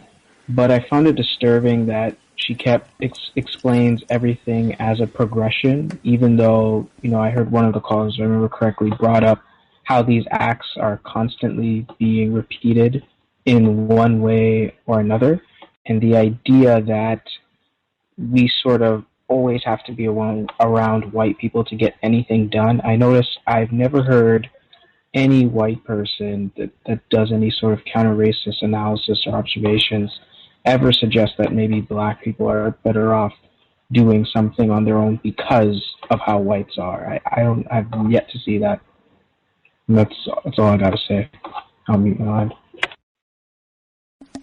Agreed. I think we talked about that on the broadcast before as well. I completely reject that notion that black people need to be in the company or presence of whites to be able to accomplish anything academically. That's total nonsense. You're just going to be around racists who are going to sabotage your constructive efforts in one way or another. And in fact, Stuart Buck's book came to mind. He is a white man, but his book, Acting White, talked about how even that terminology that you're acting white if you're doing well academically didn't come about until we started going to school with white people, and some of the other disastrous effects of us switching and having to sit next to little white Johnny and little white Jane in the classroom on our educational success or lack thereof. He was on the program in 2010. Mm-hmm. Who's the name of that person? Because I've been trying to look for something about that. That's why I asked. Sorry. Stuart Buck, B-U-C-K, Buck, B-U-C-K. He's a white man. His book is called Acting White, and he was on the program the summer of 2010. Very interesting book. He has a really eloquent passage where he talks about how if there was a mandate that churches had to be quote unquote integrated, how the logic would have followed that because of white supremacy, the black churches are inferior, so the black people have to go to white churches, and so black pastors end up becoming, parking attendants or, custodians in the white church and that sort of thing, and you get all these crummy positions, and all the black people who had important leadership roles in the black church that they would be done away with because you're going to the white church now, so you get to go to the nice facilities, but you are on the low end of the totem pole, so to speak, in terms of being a person of prominence in the white church with this integration. He says that no one would think about that, no one would do that with churches, but that is exactly what happened with education, that you had black educators, black principals, black teachers, black faculty members that really became janitors or totally unemployed when you had this integration effort. And then what happened with students where you're acting white if you are succeeding academically, and that was unheard of. Nobody even talked that way before quote unquote integration happened.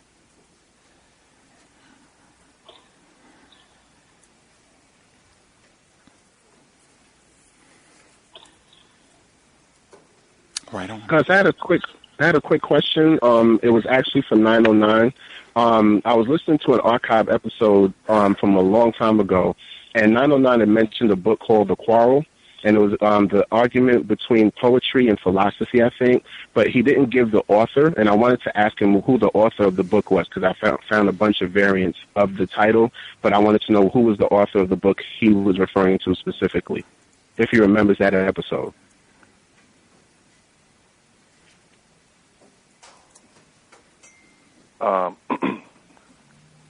No, I don't remember, but I wanted to give out my email address is codeordie909@gmail.com, and the way my brain works, it'll probably pop up, in the next few minutes or next hour or so. So you can just hit me up if you want, and I'll give you the author or any information I can. Thank you. Can you just spell that for me again? You said it was it Cole, C-O-A-L, or C-O-D-E? C-O-D-E. Okay, C-O-D-E 909? Code or Die. or die, excuse me. Code or die 909 at gmail.com. At Gmail. Thank you so much. I appreciate that. I will definitely reach out to you. Thank you very much. That's important too, man, because that's we see that every day. It's the the moderns and it's just a whole dialectics. But yeah, I'll definitely shoot you that information. I'm grateful. Thank you so much. Oh man, no problem. And anybody else that wants to understand this whole compulsory education, or not education, but it's compulsory schooling topic in more depth, can hit me up at that email address to get some understanding. Because the way I'm hearing it being brought out, I don't think those are my views necessarily. I'm not sure if I even expressed those views in that way. I thought I kind of clarified my position on that before on the cows. It's not even really an argument really for me, man. I'm compulsory schooling. I'm against 100%. I just remember something as far as it says like literacy is a form of slavery until the method of critical thinking is exercised. If you just look at compulsory schooling, I think it was brought about like in the 20s or so. The people that were behind that whole system were eugenicists, racists, and they had a plan for. The compulsory schooling was not something for the people to get, an education or whatever. It wasn't set up for that. So it was what you see today as far as how the intellect of the people and the dumbing down of people is what schools were set up for. As far as the evidence, if you will, I would just cite, and like I said, if you email me if you want to get some better understanding, just email me. But you have this one that comes to mind is war. During the war, World War I, World War II, Korean War, Vietnam, or whatever, you had standards to get into the military, and what they were finding out is that you have a tracking of people's even those people that are going into the military, a certain amount of where they were as far as their education. You know what I'm saying? So. And teaching someone to read is like the easiest thing. It's almost innate to learn how to read. I mean, you know what I'm saying. So that's easy. You know what I'm saying. My thing was talking about the schoolhouse, where you had generations of students teaching each other. You had the little kids; they were being learned by kids that were a couple of years older than them, and those kids were being learned by a couple of years older than them. Then you had somebody dedicated to education that had the schoolhouse that was teaching, all of these different generations of people, and whatnot. That's what I'm about. That's what works. Put it like that. I'm for what works and against what doesn't work.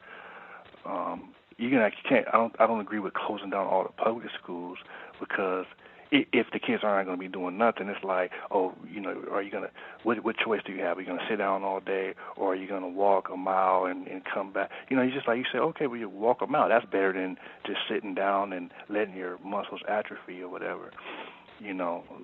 So if the choice is doing absolutely nothing, or, or going to school, I mean, that's a no-brainer. That's not what I'm talking about. But anyway, man, it's just the schools were set up for. Another piece of evidence. If you look at like 1920s, if you have this compulsory schooling, you have to send your kids to these places. If you look before then, some of these blacks, like in the 1800s, whatever, like super geniuses, man, like George Washington Carver or whatever, Benjamin Banneker and stuff like that. Like these people that were, so like a exhaustive list, in the 1800s, 1700s. They're, what people were studying, people were reading, their level of education, the genius that they had and then after compulsory schooling came in, where you're basically like I said, reading is easy to be taught. It's not what you read. It's not learn how to read. Like, well, you learn how to read is easy, but what you read, the stuff that they teach in school, the math is wrong, the history is wrong.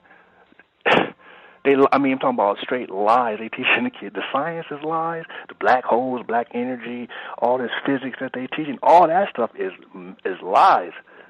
So the history is lies. So when you go into school to learn how to read, that's ridiculous to me, man. I don't know. There's no argument, man. You know what I'm saying? They're teaching straight up lies up in there. So you're just basically saying, well, the public schools need to be there because the kids don't have nothing else to do. Okay, if that's the case, yeah, they need to be somewhere.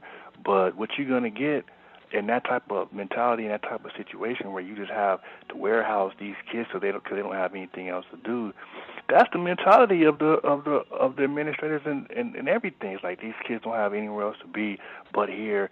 They're not here to get an education. They just don't have nowhere else to be. It's not going to produce a result of any substance, I don't think. So I don't know.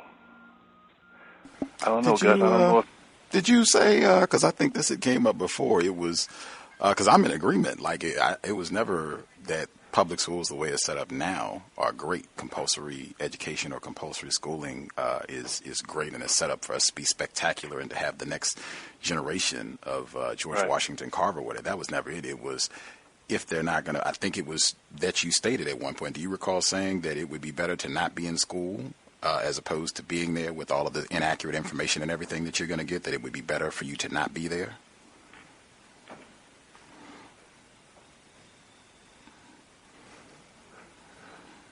I'm not sure, but if I was to answer that now, do I think it would be better to not be in school than to be there and get inaccurate information? I would just have to have a caveat, if I could, to say that if you were being taught how to read and write, the active literacies, if not at home, but at the aunt's house or something like that, then yeah, it's better not to be there. But if you're not being taught any active literacies at home or next door, then I don't know, man. Like I don't know how to answer the worst of two evils. Like, but they're both bad, man. So that's just what I don't know. Okay. Maybe I'm wrong. Okay. Yeah, that was what I recall from before.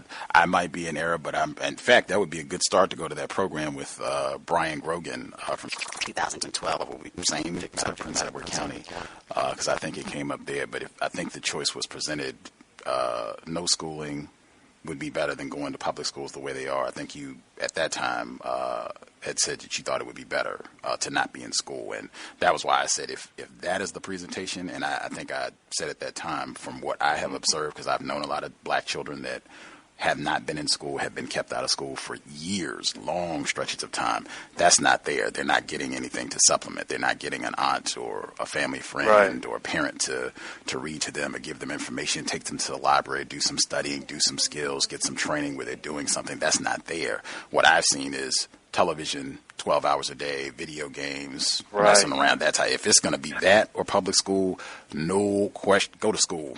Like, yes. I agreed with you on that. That's what I'm saying, man. Like, okay. Yeah, of course. Yeah, definitely. But that's just, yeah. But it's the same thing. It's not it may be a little better, but man, if we're trying to end racism, white supremacy, man, it's like really not that. You just don't have animals running around in human form. Oh, did you get that Beast of No Nation? Did you understand where that came from? That it was a Fela Kuti song? Oh, no, I didn't know it was a Fela Kuti song. That's where that title comes from. And he was talking about the uprising and the civil rights of black people at that time in Nigeria. Oh, great I was hoping Dr. Wilson, but God bless the dead. I love Dr. Wilson. She never understood that, so I sent you the information so she could understand exactly what that title, where it came from, and what he was talking about in that title. It was very much different than I think what she was understanding. But is the movie? Have you seen it? It's a movie called Beast of No Nation, but the original title is from an artist called Fela Kuti. Oh, right. I understand. I'm just asking if you have seen the movie. I understand the title part. Oh, no. Oh, okay. I haven't seen the movie either. I was going to ask if the movie is in the spirit of what Fela was, trying to get across in his music, but I would be interested in that after I get a chance to see the film, because it's been my experience. White people can do a very good job of deviating from the original intent that somebody had, but, for a title or the way that it was being used. I see what you're saying, yeah. Right on. But if anybody want to exhaust a real history of compulsory schooling, it's nothing for me. Like, I've been studying this for a long time to get you started and understand, especially if you have children, and what they need to know. You know what I'm saying, as far as, and it ain't, what they need to know to be, I'm talking about on a high level. I'm talking about high-level genius, black youngster, what they need to know. That's what's been taken away from us. So just hit me up. Like I said, I gave out my email address, and I'll hook you up. Yeah, bring up an old program of the cows, like, I can't remember that, I think it was Eric something, but it was a White Architects of Black Education. Oh, yeah. Right. Yeah, that was. Yeah, I was really glad to have read that. That'll lay out what 909 is talking about as far as, like, excuse me, talking about, like, the way they constructed our modern school system. Basically, like, it was like a bunch of corporate kind of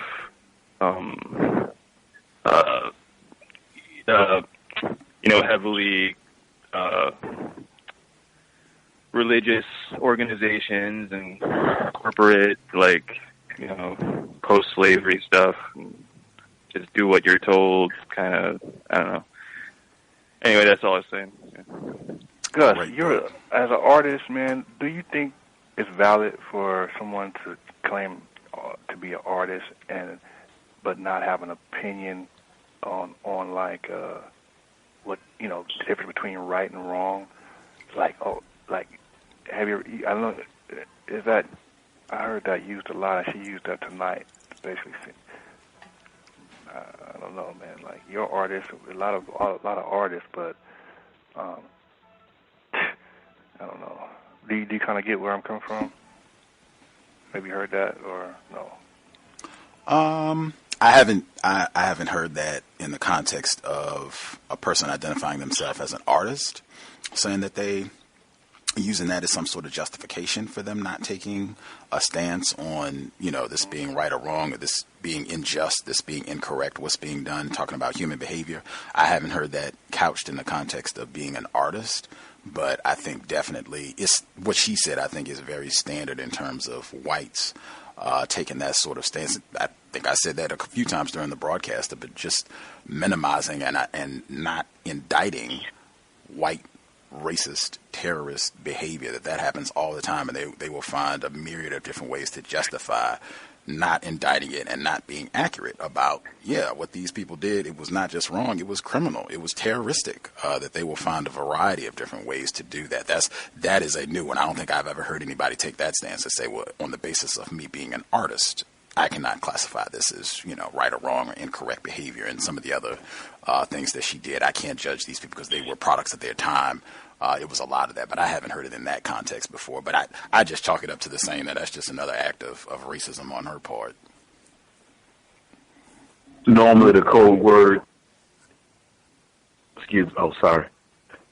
normally the code word is, I'm not an expert, or I'm ignorant to that subject matter. Right. I've heard that a lot as well. variety of different ways to come to the same conclusion that I cannot indict these white people as racist, or I'm going to pussyfoot it if I do, and try to give some excuses for why they might have done this, and not using the harshest terms to indict what they did. The white code demands it also. Absolutely. Right, finish what you're saying. Oh, I was done. Oh, I was just going to say I've heard that discussed in terms of journalists saying that they're not supposed to show emotion or specifically take a side. I've seen that done on the news quite a bit. And I think that whole concept was something that was placed by white supremacists so they can, like you say, obfuscate and hide the truth. And I think that's the exact approach that she took. But I remember she did use the term artist as if that was really supposed to mean something.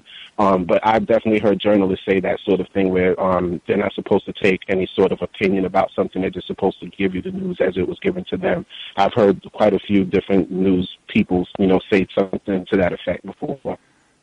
Absolutely. That reminds me of Dr. Marimba Ani, Dr. Marimba Ani in Yoruga, where she has a whole section that talks about subjectivity and how white people, they profess that you're supposed to be objective when they are never objective. They are always operating from a political stance in support of white supremacy every time. And most of the time they're most devastating at this because they come under the guise of, well, I'm objective. I can't, take a stance and give my personal viewpoint or make a judgment. I'm just presenting the facts. I'm impartial. That's a total lie. Nobody is objective. Everybody is coming and they have their own political leaning, their own subjective stance. Everybody, the best I think you can do is just to be honest about that, about what your stance is, what your position is, and you just move from there. And racists, generally, white people do not do that. They do a great job obfuscating. Love that word. They do a great job of obfuscating and making sure that you don't have clarity about what their position is. And you should just go ahead and assume it's going to be something in support of white supremacy.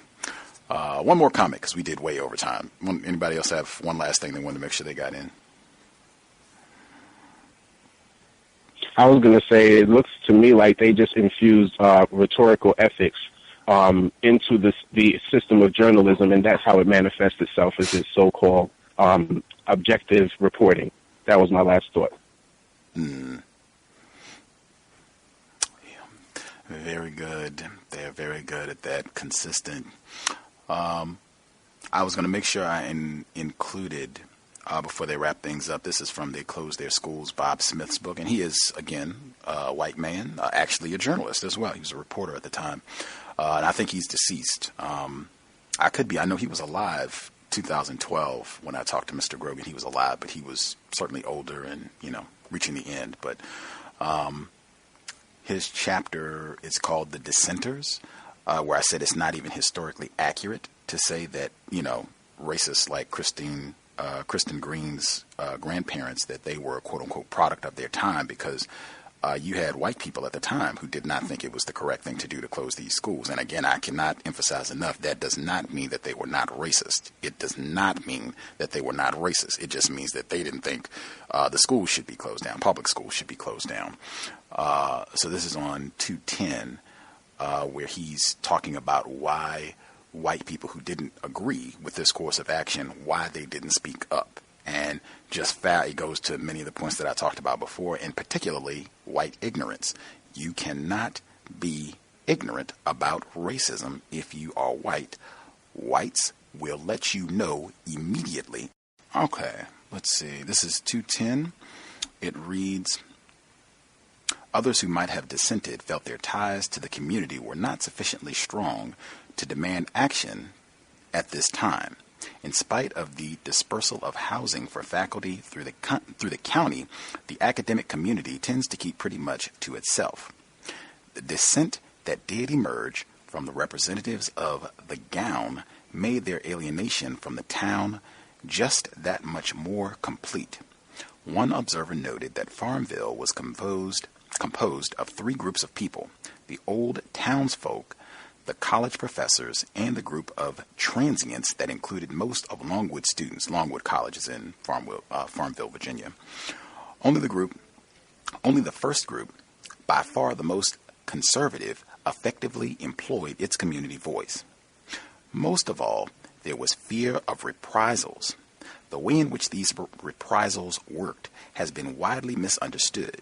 It is not merely a semantic distinction that Mr. Kennedy, this is a white pastor who vocally said that they shouldn't close the schools down, and he ended up being kicked. Well, I wouldn't say he got kicked out of town, but white people made it very uncomfortable to the point where he thought it was best that he leave. Mr. Kennedy was not driven from the county, as more than one account in the press indicated. Mr. Kennedy was merely made unwelcome. This was the treatment that was used on outsiders like him in the hope that they would leave, and insiders like Lester Andrews in the hope that they would either reform or choose silence in preference to acute discomfort. The treatment was fully repressive enough.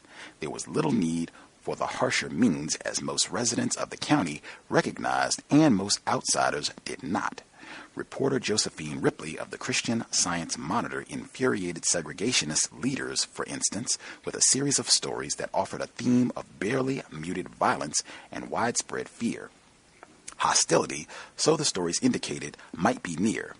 Open hostility is always a possibility in such cases, but evidence that it was near in Prince Edward County was pitifully weak, really non-existent beyond undocumented accounts of a rock thrown at an automobile of a Friends representative. This was a group of people trying to get the public schools back open. The more interesting reality was the absence of this kind of hostility. The potential dissenters were disarmed by looks and words and silence. The arsenal of social coercion. I will stop there, but it is pretty chilling because they do note a few white people here and there who tried to say something that, hey, we shouldn't close the schools. This is not right. I don't like those niggers, but we should at least have public schools. And white people made it very clear, you are messing up, and this is not going to be tolerated. We don't have to put hands on you. We don't have to do some of the more physical and violent things that whites did in other parts of the South, but we will make it very clear that this sort of thing is not going to be tolerated, and they successfully quieted all of that with the handful of people who did speak out, stopped that immediately. And they even have a great example I think it's a whole chapter where some white people were trying to organize to see if they could get schools opened up. This is like year 3 that they had been closed. They were trying to get the schools reopened, and they had a meeting. These white people waited for the meeting, turned their lights on as people were exiting, wrote down their license plate number, their vehicle, so they could have a record of everybody that was at the meeting, disseminated a letter to everybody in the town of who was at the meeting, what was said at the meeting, and even followed some of these people home. They didn't run them off the road, didn't kill anybody, but just followed them to let them know that they were being watched and that they were identified as people that were not doing the correct thing as a white man, white woman, and that was enough to silence all of that behavior permanently.